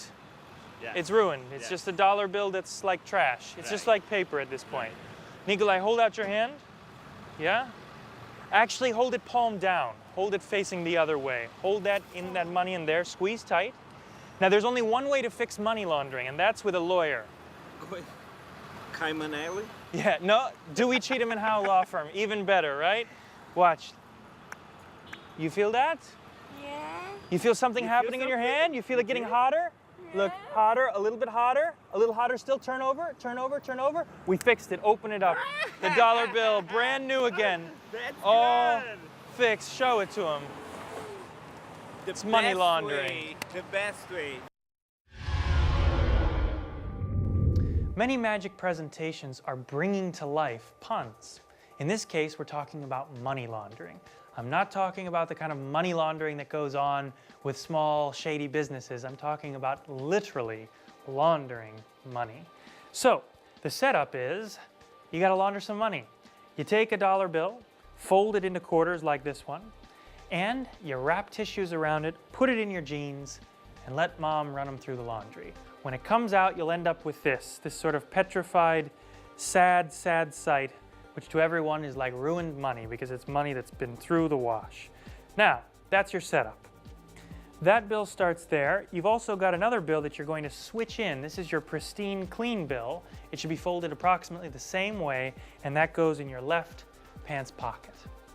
Finally, just for show and for presentation, you might want to prepare on the computer one of these comedy business cards. This is a Dewey, Cheatham & Howe Law Firm card, and this is going to allow you to switch out the bills when the moment comes. So that goes in your right pants pocket, and you're ready to start. So when you're ready to do the trick, you reach into your right pants pocket and you grab both bills, one in each hand. The laundered bill in the right hand, the clean bill in left hand. You only show them this one. You show the bill, you have them take a look at it and identify what it is, which is obvious. It's a bill that's been through the wash. And now what you say is, I know 2 ways of fixing laundered money. And you apparently place the laundered bill in your left hand. Actually, you do a switch. You put your right thumb on the laundered bill. As you turn the right hand palm down, you turn the left hand palm up, and you ask them to hold on to this bill. Now what you're actually giving them is the switched in bill, which is great. They hold on to that, and you say the other way of fixing money is by hiring a good lawyer.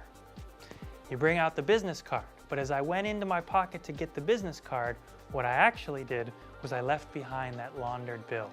So now you use the bill, the business card as a magic wand, you tap their hand, and when they open their hand, they discover no more is that bill ruined, but instead it's in pristine shape. You've fixed laundered money. So all cards have different meanings because cards come from tarot cards. That's where they're originally from. This is a name of the card would be King of Hearts, but it's actually modeled after Alexander the Great, some of the old great kings. 9 of Spades is the name of this card, but spades would have a meaning like bravery, things like that. So every one of these cards has a different meaning, and I'm going to try and find the perfect card for you. Now, we never met before today. We didn't set anything up, right? You're just enjoying Central Park. Right. So here's what's going to happen. Hold out your hand. I'm going to deal cards one by one through the deck until you say stop. Wherever you say stop, the next card will be yours. So you take as long as you want. You could have Queen, 8, but you didn't. So you say stop whenever you want. Whenever you get a feeling. Okay. Stop. Here. That's it. Yeah. Feel it there. I feel good about that. Hold out your other hand. Don't look at this card just yet. That'll be yours. Now think about this. You could have chosen any one of these cards. Ace is a good card. Queen's good card. All these cards are good cards. You almost said stop on a 7 or a Jack. Any one of those. But that's your card. Now we haven't met before today, right? Right. Take a look. Show everybody at home what we got there. Take a look at that one. That'll be your Should I card. show you? Yeah, show the camera Okay. too. What do we got? Your card with your name on it, my friend. That is your card. That's crazy, man. Take a look at the name on that card. That's your name on that card. And you could take that home. Wow, I love it. So you could take that home. Cool. That's my name. It's spelled right as well. I know, that was the hard. Her card, her name. The best magic effects feel organic. That is to say, they feel unplanned. They feel like they're in the moment. And one of the best ways to do that, to give that feeling, is to plan an effect in the moment. Now you already know a card force, the Sid Lorraine force. We use it multiple times in the book. But one of the most effective ways to use it is to secretly ascertain the name of one of your spectators. This can be any way you want. What's your friend's name? Who's that you've got with you? Or simply to listen carefully. Maybe they've got name tags. However you get it, get their name. Don't meet the person, just get their name. Say their name's Rachel. If her name is Rachel, you go off to a corner and you write Rachel's card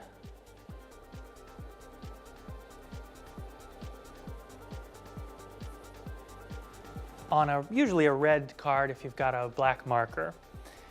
So that's very visible, and you place that card on the bottom of the deck. If you like, just like we talked about, you can place a cover card over top so that now I can be very free with the cards. I can gesture and show the face of the deck, the top of the deck, no sort of setup in mind.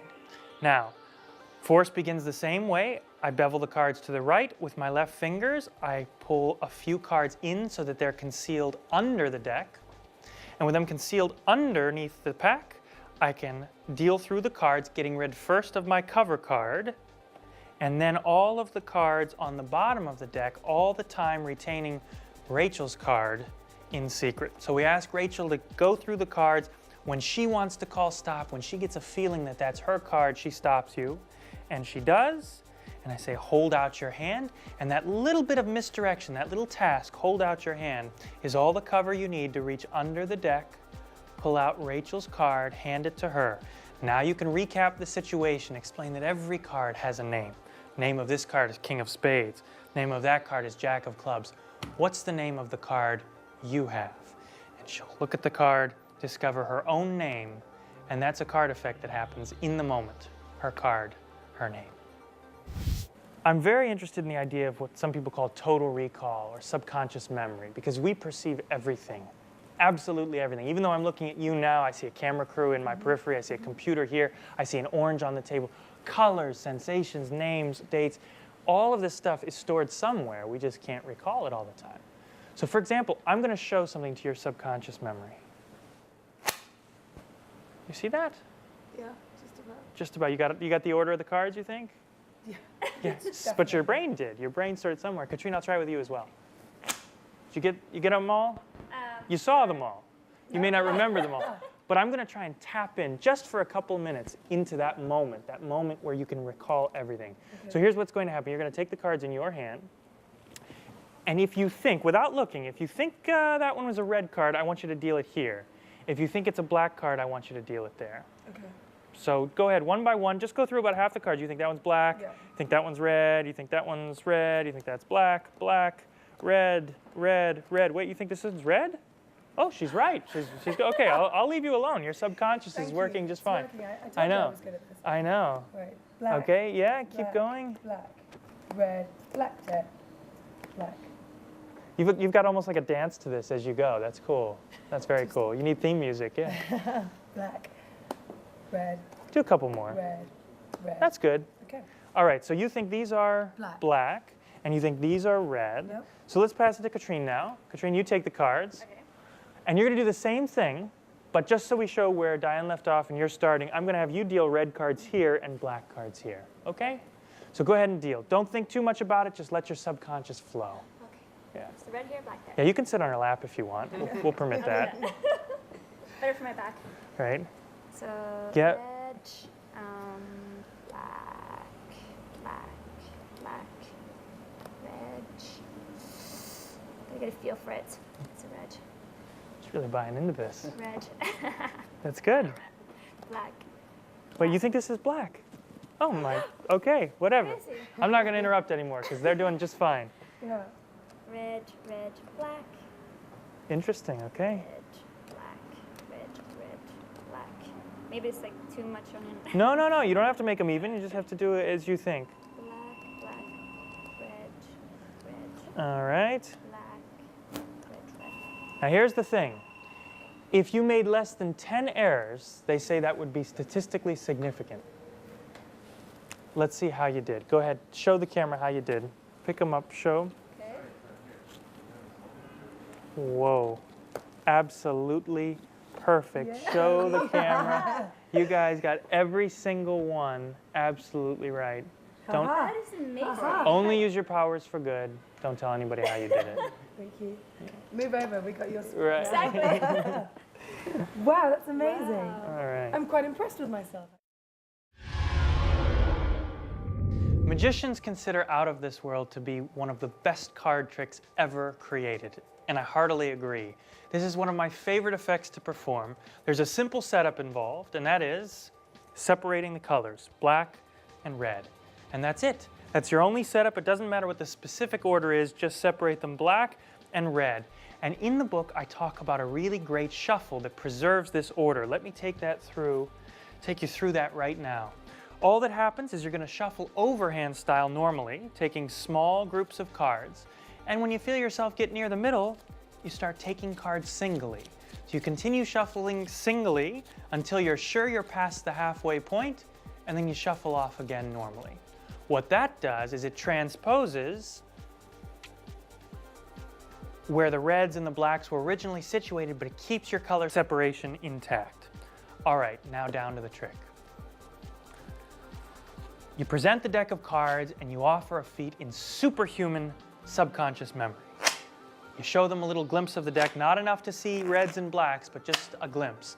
And you tell them to separate the cards according to their whim, their feeling. So the only rules are that they go one by one, and I let them. A nice touch here, if you've started, for example, with red cards on top, and they're separating red, red, black, black, red, I'll interrupt them and I'll say, wait, wait, you think that's red? Oh, you're right, I'll leave you alone, fine. And you let them keep going until they get to about halfway. You stop them. Pass the cards to somebody else and have that person deal through. And what you're actually doing, they don't have to deal evenly, they don't have to alternate, but what you're doing is you're creating two piles of cards with the same colors all beneath and the same colors above. But now you're going to do a little switch, a secret switch, as follows. This packet is correct. They've been dealing reds and then blacks. And of course, you've got reds and blacks. But this pile should be black and red, and it's also red and black. So when you say, let's check it out, see how you did, you offer them one packet and you take the other. And as everybody's reacting to what's in her hand, I separate at the junction of colors, place all the reds on the table, then I place all the blacks on the table, and you've got one of the most impossible card tricks ever created.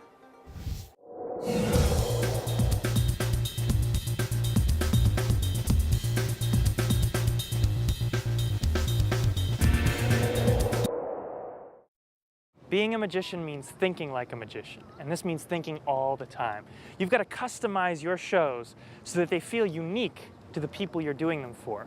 Use your environment. You're going to see in this DVD, I adapt all of my magic to fit where I'm at. If it's in an office, I'll try and use their bottle, their pens, their Post-it notes. If we're in a bar, I try and use the things around a bar, cocktail napkins, so that it feels impromptu. It feels like the real thing.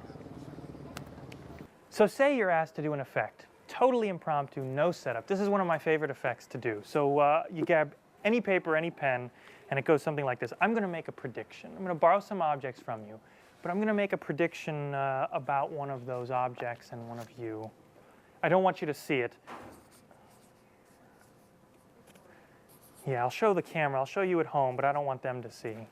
Can you see what that is there? That's my prediction. All right, and I'm going to give this to you. Kate, you look trustworthy. I'm going to have you hold on to the prediction. Put it somewhere where it's in view, but you're not going to peek at it. So anywhere. Oh, nicely done.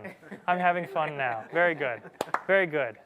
Excellent. Where else am I going to put it? I'm sorry, were we doing a magic effect? I can't remember now. Okay, very good. That's excellent. Okay. We need to borrow some objects. Yeah, your glasses are good. Whatever you want is good. Yep. I'm going to place these here. everybody give a few objects. I can give one, and maybe we have some from people in the office. Do we have like a cell phone or anything else that anybody wants to give? You want to give a watch? Great. So he's given a watch. Let's see here. Let's get a couple more. We can borrow one from the desk. We'll use the tape. How about we use this pen? There we are. So let's get one more. Anybody have anything else they want to give? A coin? Can be anything. Here, a bill is good. 10 bucks. Is this for me? Oh, it's not. Okay. So here we've got a bunch of different objects. Now there's a difference between choice and chance. I made a choice when I made a prediction. I thought about an object. I thought about a person here, and that's here, and I'm not going to touch that. But it's chance, these objects that we get, and it's chance how we're going to get down to just one object. So here we've got a very simple game. What it is we point to 2 and eliminate 1. So I'll start. I'll point to any 2, these 2 here, and just point to any one. You point to any one and we'll eliminate it. Gone. And you go ahead and point to 2 and I'll eliminate 1. These 2, I'll eliminate this one. Great. And I'll point to 2. Go ahead, eliminate 1. Can I put these back on? Yeah, you can put, and you're going to see the trick again, okay? We've got a bunch more. And you point to 2 and I'll eliminate 1. Okay, we'll get rid of the watch. Point to 2, eliminate 1. Just getting down by total chance and choice. Point to 2 and I'll eliminate 1. Go ahead. Okay, I'll get rid of this. And you point to 2 and I eliminate 1. Okay, great. So, choice and chance come together in this strange game of eliminating things. You put things together, totally impromptu, but you've got a prediction there. We ended up on, is it Gary? Yeah. On Gary's shoe. Would you please take out the prediction? See what we've got. Gary's shoe. That's awesome. The game. The game is a magic effect wrapped in a presentation around playing a game with the audience. Now, it's totally impromptu, which means if you're at a party and somebody says, hey, do something, do a trick. Well, let me borrow some objects, let me grab some stuff, and you can rock this one out. So, the first thing you need to do is make a prediction. The prediction has to be a target item. It can be anything you know that they're going to loan you. Usually, for whatever reason, you get a shoe. Somebody wants to be funny, somebody takes off their shoe, and you've got it. So, I know Luis is going to loan me his shoe. I make a prediction, Luis will give me his shoe. Whatever. You can get crazy with the predictions and sneak them into funny places, keep them in full view, however you like. Borrow an odd number of objects. Always an odd number of objects. Let's see what we borrowed from the crew here. 1, 2, 3, 4, 5, 6, 7. We've got 7 objects. That works fine. Just like in the performance, it's pick 2, eliminate 1. As long as you start and you follow one simple rule, this always works just fine. So if my target audience is, or my target item is the shoe, I'm going to point to any object except the shoe. So I'll start with these 2. Which one would you like to eliminate, ma'am? And she says the book. The book is gone. Now she points to 2 objects. Maybe she points to these 2. Obviously, I don't want to eliminate the one I predicted, so I say tape measure is gone. Now, let's try 2 more. I point to 2, the watch and the sunglasses, and I eliminate sunglasses. They're gone. Now, she points to 2, here, eliminate 1, and it's gone. Point to 2 more, eliminate, and you see where this is going so that you end up with them pointing to the last 2 objects. That allows you to eliminate 1, and you're left, of course, with the shoe. Perfectly predicted. That's the game.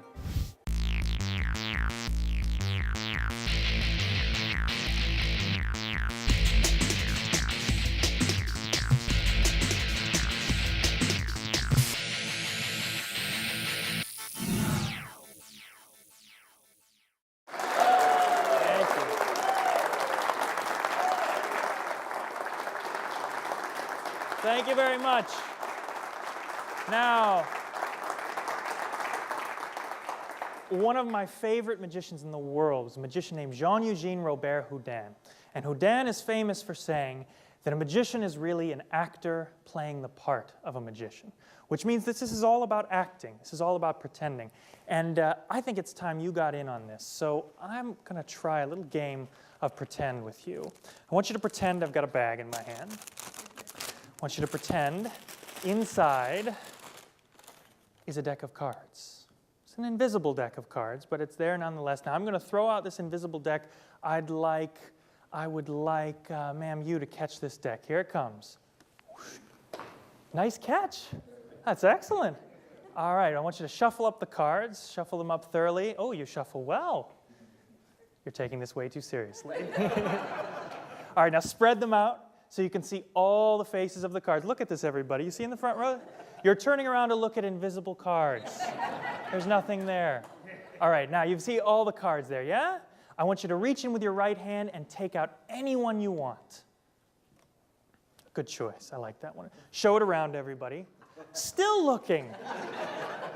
That's good. This is great because you're pretending. Now, it's hard because of the lights in here. I can't see exactly. What card do you have?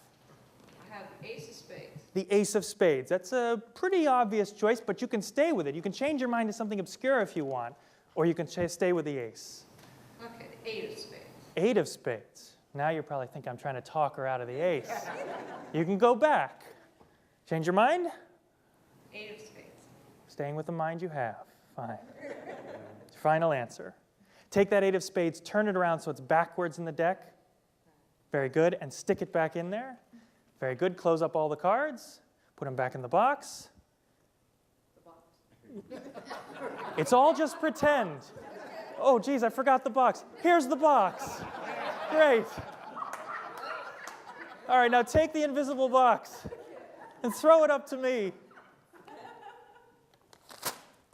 It was very good. You imagined this really well. Because you see, there is a deck of cards here now. Now you imagined one card. And inside this deck of cards, all of the cards face the same way. All of the cards except for one. One is facing backwards. You imagined it. Remember, the magician is really an actor playing the part of a magician. But you're a magician too. What's your name? David. All right, everybody at home, say hi to David. This is David. David, we didn't set anything up, right? No, All right, here's what's going to happen. Hold out your hand like this. Put your other hand on top. That's the deck of cards. I'm not going to touch the deck the whole time, I promise. David. Yes. This is an invisible deck of cards. Okay, gotcha. Take that invisible deck in your hand, shuffle them up. Make sure we're playing fair. Okay. All right. You got it. Yep. Spread them out so everybody can see all the cards. Okay. You got it? Yep. Now, with your right hand, reach in, take out any card you want. Okay. Show it to the guys at home. Okay, they may not be able to see which one is that. Tell them. It's all right if you tell them. The Ace of Diamonds. You seem really sure about that. Very good. All right, show the Ace of Diamonds around. Take the Ace of Diamonds, turn it the other way around so it's facing the other way. It's backwards, and stick it back in that deck. Okay. Yeah? Square them all up, put them between her hands. Okay. Now here, I put it in between. you put it in between. Oh, yeah. All right, you want to double check and make sure? Look. This is so cool. In this deck of cards, you've been holding onto the deck the whole time, yeah? Yeah. All the cards face the same way. Every single card except for one is facing a different way. What? I want you to take it out. You imagine it. We make it real together. Turn it around. The one you thought of. That's sick. Yeah. I want you to take that card, take it out. You imagined it. We made it real together. Take it out. Show it around to everybody. Show it to the people at home. Your card. Your Four of Diamonds. That's crazy. Only one is facing the other way around. You take that card. You show it to them. Queen of Hearts. Around to them. When we get Ace of Clubs. You got a good imagination. Wow. There's only one card facing the other way around. You see that? You take out that card. You show it to the camera. Which one do we got? Two of Hearts. You imagine this, right? You take that card, you turn it over, you freak. That's amazing. All right. Thanks a lot, you guys. That's amazing. Thanks very much. Yeah. That was great. That was pretty good.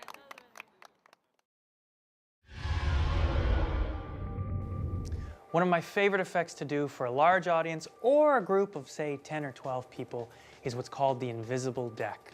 This is one of the classics of magic. It does involve a special prop, but if you have any interest in magic at all, if you've ever been to a magic shop, if you've ever bought magic online, chances are you already have this deck. So now let me show you what you can do with it.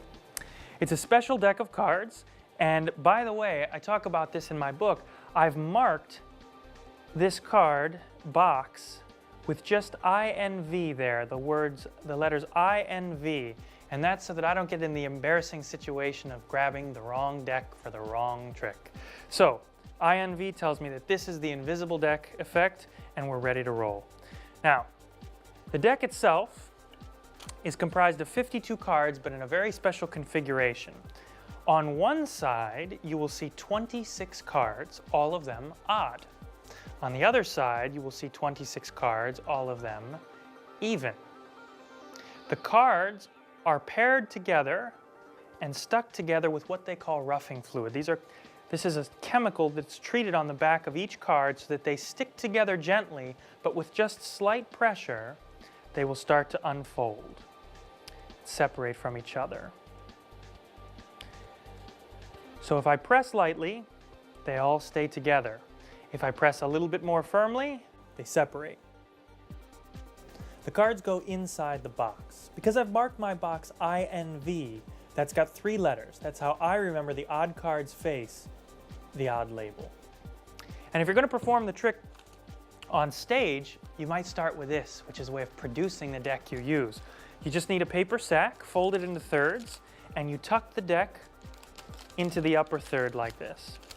So, this goes in your breast pocket, this goes in your suitcase, you're ready to go. When you're ready to do the effect, you take it out and you talk about imagination. I open the bag, being careful to pin the box against the inside of the sack. Now, with the deck in that position, I can gesture freely and you can tell that bag is empty by the way it behaves. We go through all of the nonsense about spreading the cards out, shuffling the cards, lots of opportunity for byplay here. So, eventually they gather up the cards, they throw them to you, a little bit of acting, and you release the deck.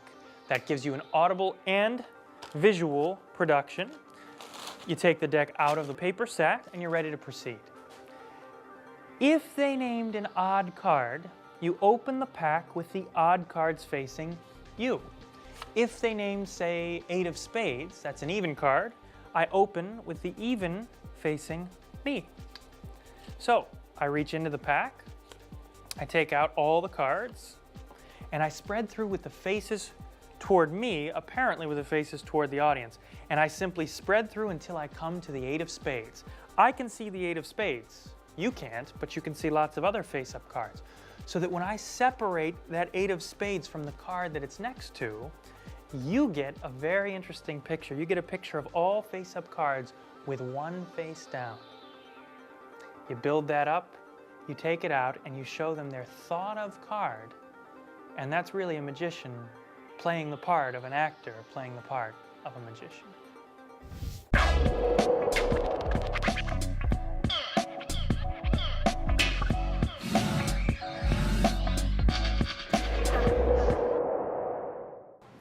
Hi, everybody at home. You're not from Cleveland, right? You just went to the show. I'm from New York. See, I'm from Ohio originally. He's got a shirt on from Ohio. Yes, That's it why was it caught my eye. Yes. It's just nice. It just sucks that there's a hole in it. You know that? There's a hole in the shirt?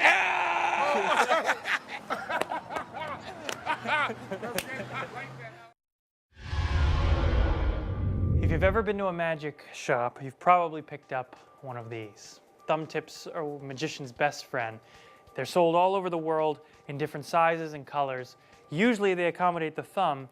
This is best for the trick poked because you're actually going to use a fingertip. Now if you have a thumb tip, no sweat. All you have to do is trim it to size with a pair of scissors.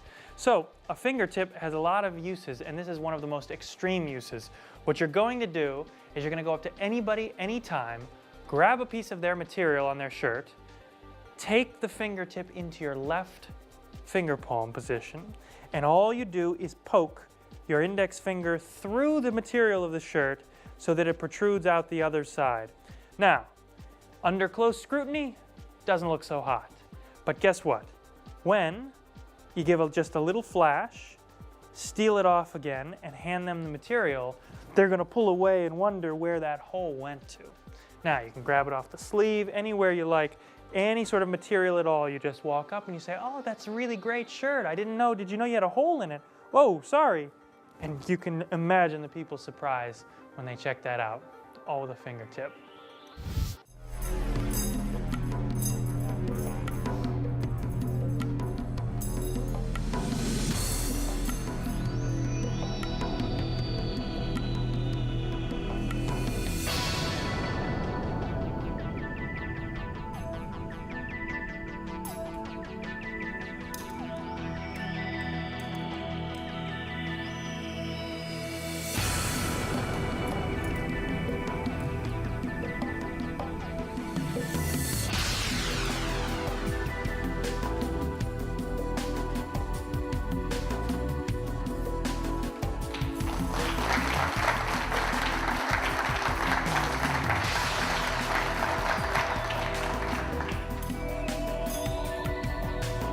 Take a look.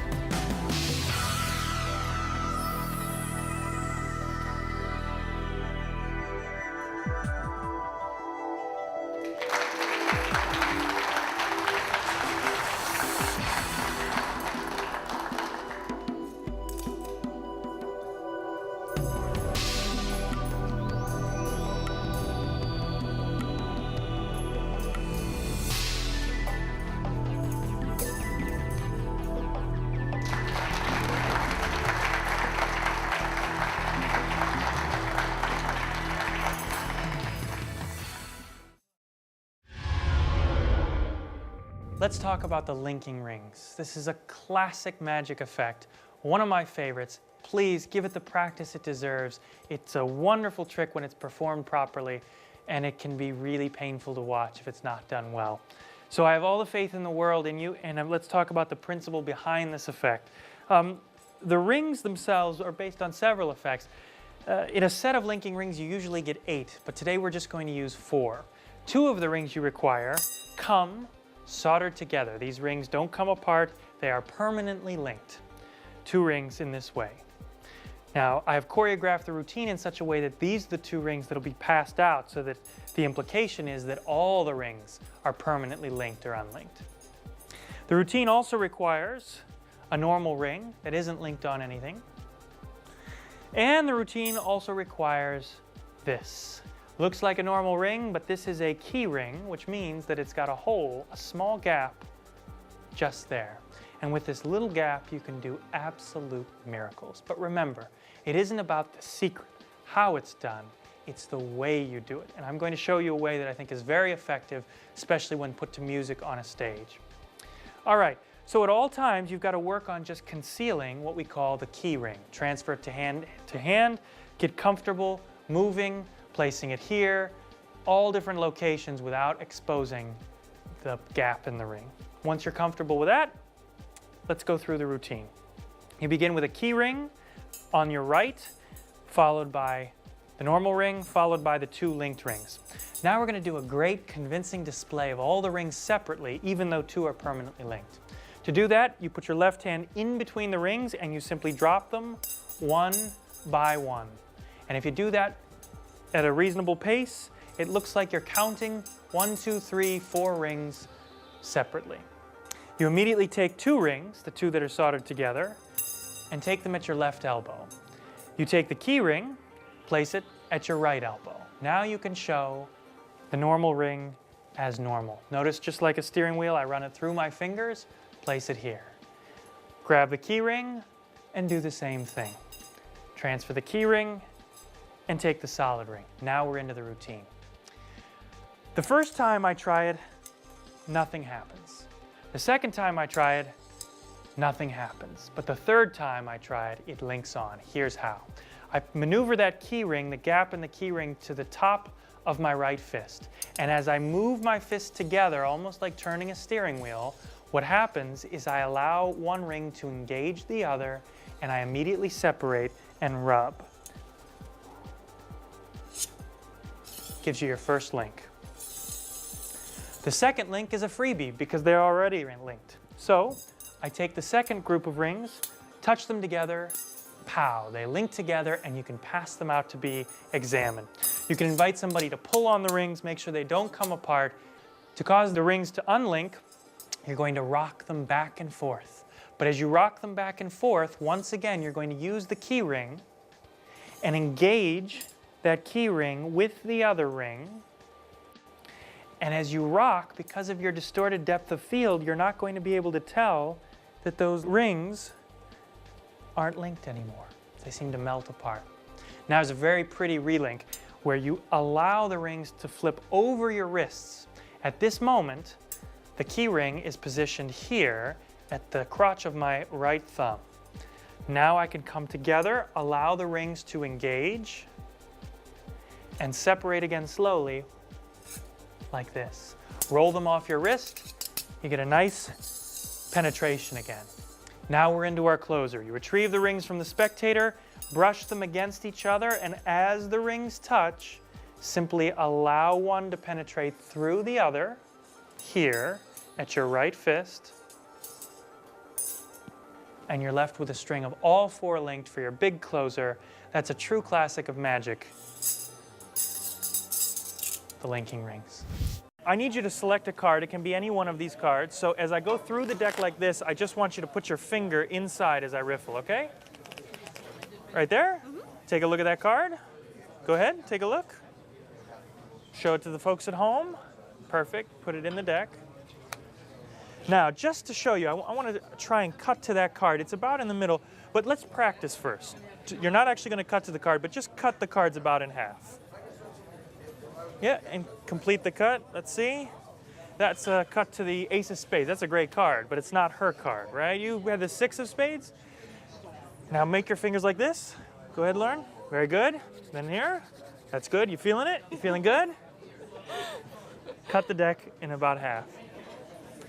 That's good. Let's see how you did. This is the one you cut to. Your card was six of spades. Nicely done. Now you're going to try two. Let's try this again. Look, I'm going to put the six in the deck. And all I want you to do is give them a cut.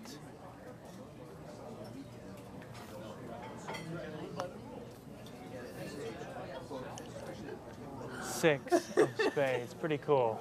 Pretty cool. Now let's try this. I'm going to cut them into the pack somewhere. I'd like you to take the cards and just deal through the deck until you want to stop. Deal one by one until you want to stop. I think I'm going to stop. You're going to stop there? Mm-hmm. Now look, this was the last card you dealt. Had you dealt two cards too many, you would have got an ace or a, what's this? A 10 of spades. But look what the card you got. Six of spades, exactly where you stopped.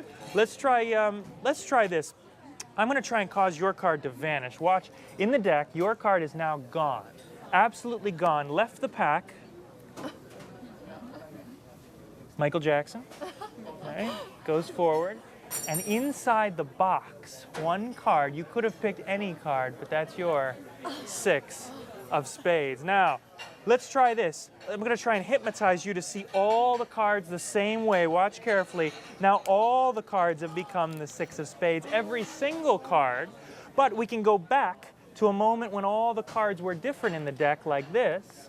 Last bit, watch carefully. All I'm going to do is take the gun and shoot at the deck.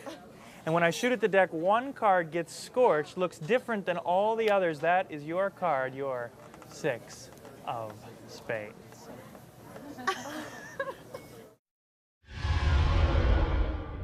The Svengali deck is the trick deck sold in magic shops. This is the deck that if you bought a special deck that's supposed to do everything, this is the one you've got in your drawer.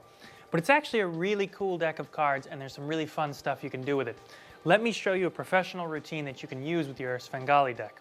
Now, once again, to prevent an embarrassing situation, I've marked my Svengali deck SVE somewhere on the box so that at all times I can tell this is the deck for that effect. So there it is marked SVE so that it's labeled at all times. All right, let me take you through the routine now.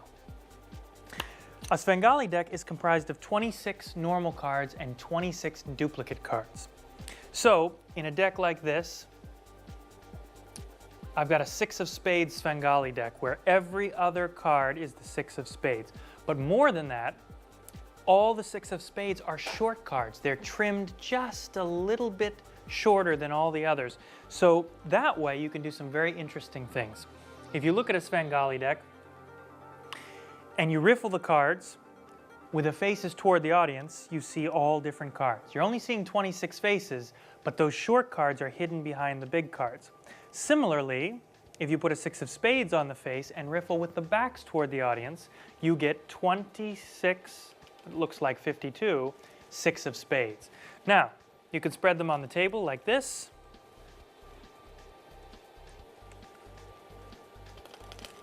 Same thing applies.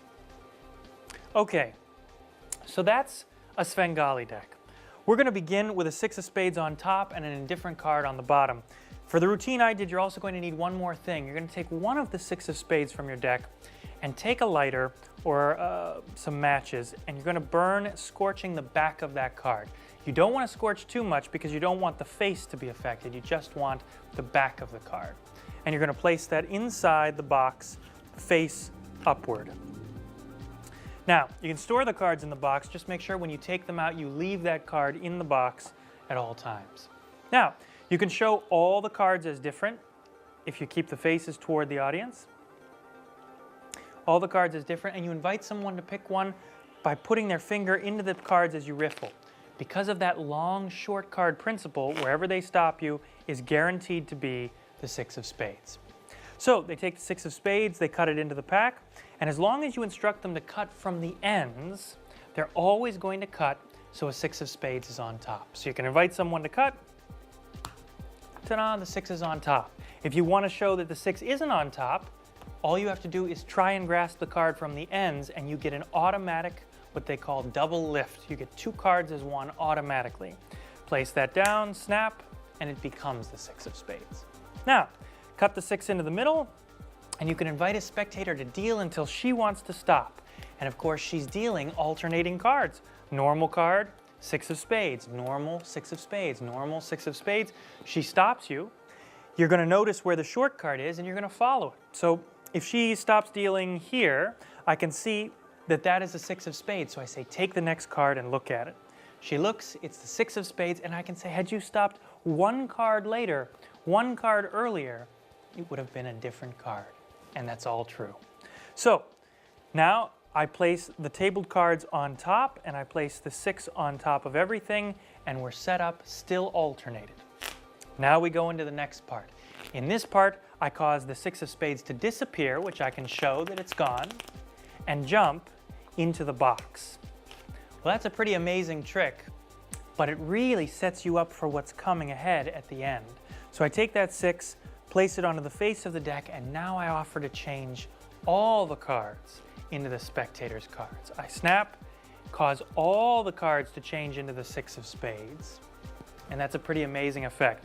Now, if you turn the cards face down and cut, you can cause all of the cards to come back to normal again. And for the last effect, you take your gun, you shoot the card, and now when you spread them out, all the cards are normal except for one shot card, and that's your bullet, 6 of spades. You have that quarter? Yes. You have the quarter? Okay, hold up the quarter, show them the quarter so that they can see it. It's a West Virginia quarter. Right. Edition. And you mind if I use your water? Fine. Will you be able to, you may not be able to see this. Let me use this. Okay, here we go. Here's what I want you to do. Keep one eye on the quarter, one eye on the bottle, and one eye on me. 1, 2, 3, inside the bottle, so that you can check that out. That is inside the bottle there. 1, 2, 3, inside the bottle. Look at this. That's amazing. Inside the bottle, her quarter inside there. You can hear it, right? Yes. You can hear it rattling around. 2, 3, No. inside. Take a look at that. Hold it up to the camera. Look at that. Inside the bottle. 3, inside the bottle. Show that to the folks at home. That coin is really inside there. That's incredible. And here's the cool part. There's no way to get this coin outside the bottle because the mouth is too small. It won't come out. It's stuck there. So watch. Wow. Hold out your hand. Hold out your hand. There's the coin. There's the bottle. You're not going to be able to get that back inside. You're just going to have a story to tell. Yeah, show it doesn't go back in.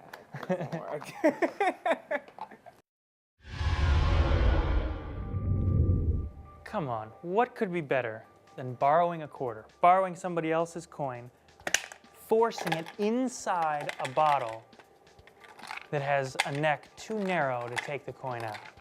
I can't think of a stronger example of solid through solid, and yet that's exactly what you do with coin and bottle. Now, once again, this is one of those old dog, new tricks section of my book where you must get the prop from a magic shop. But again, one of the most commonly sold items in a magic shop is a folding quarter. Let me show you what it looks like.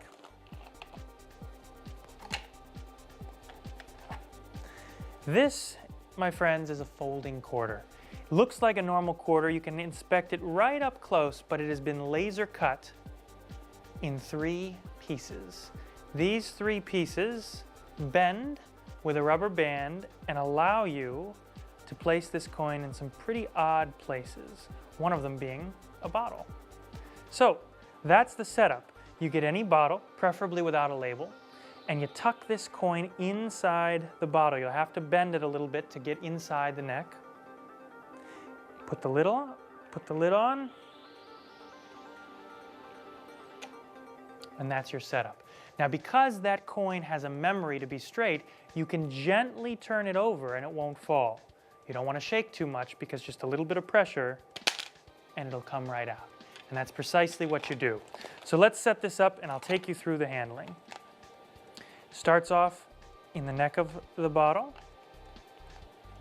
And it's so much better if this prop looks just sort of found. So when you're out performing, you might just situate it under a chair, on a table, or on your dresser so it's just around. You borrow any coin, have them look at the date if you want, and now you take the bottle and simply press the bottom of the bottle against the coin very quickly and you get the perfect illusion that it goes right through. Now, of course, as my left hand falls away, I place the coin in finger palm. That's just curling my left fingers around the coin as I turn down. Nobody's looking at your left hand. Don't feel self-conscious about this. Everyone is looking at the coin in the bottle. Now, because all the bottles have ridges, that coin is obscured. They can't see, and you don't let them watch for too long to see that that's a special coin. Now, I unscrew the cap, turn the bottle over, won't fall out because it's too narrow, and now I reach up with my first finger into the bottle. Once I'm into the bottle, I pull the coin through. That folding coin will come right through. I give the bottle out to be examined, and in the action of looking at the bottle, that gives me all the cover I need to switch these coins. The switch of the coin is very easy. I pinch the folding coin between my thumb and first finger and toss the palmed coin into my right hand. That's given out to be examined, and you're clean. They're left with an impossible situation that they'll never be able to solve.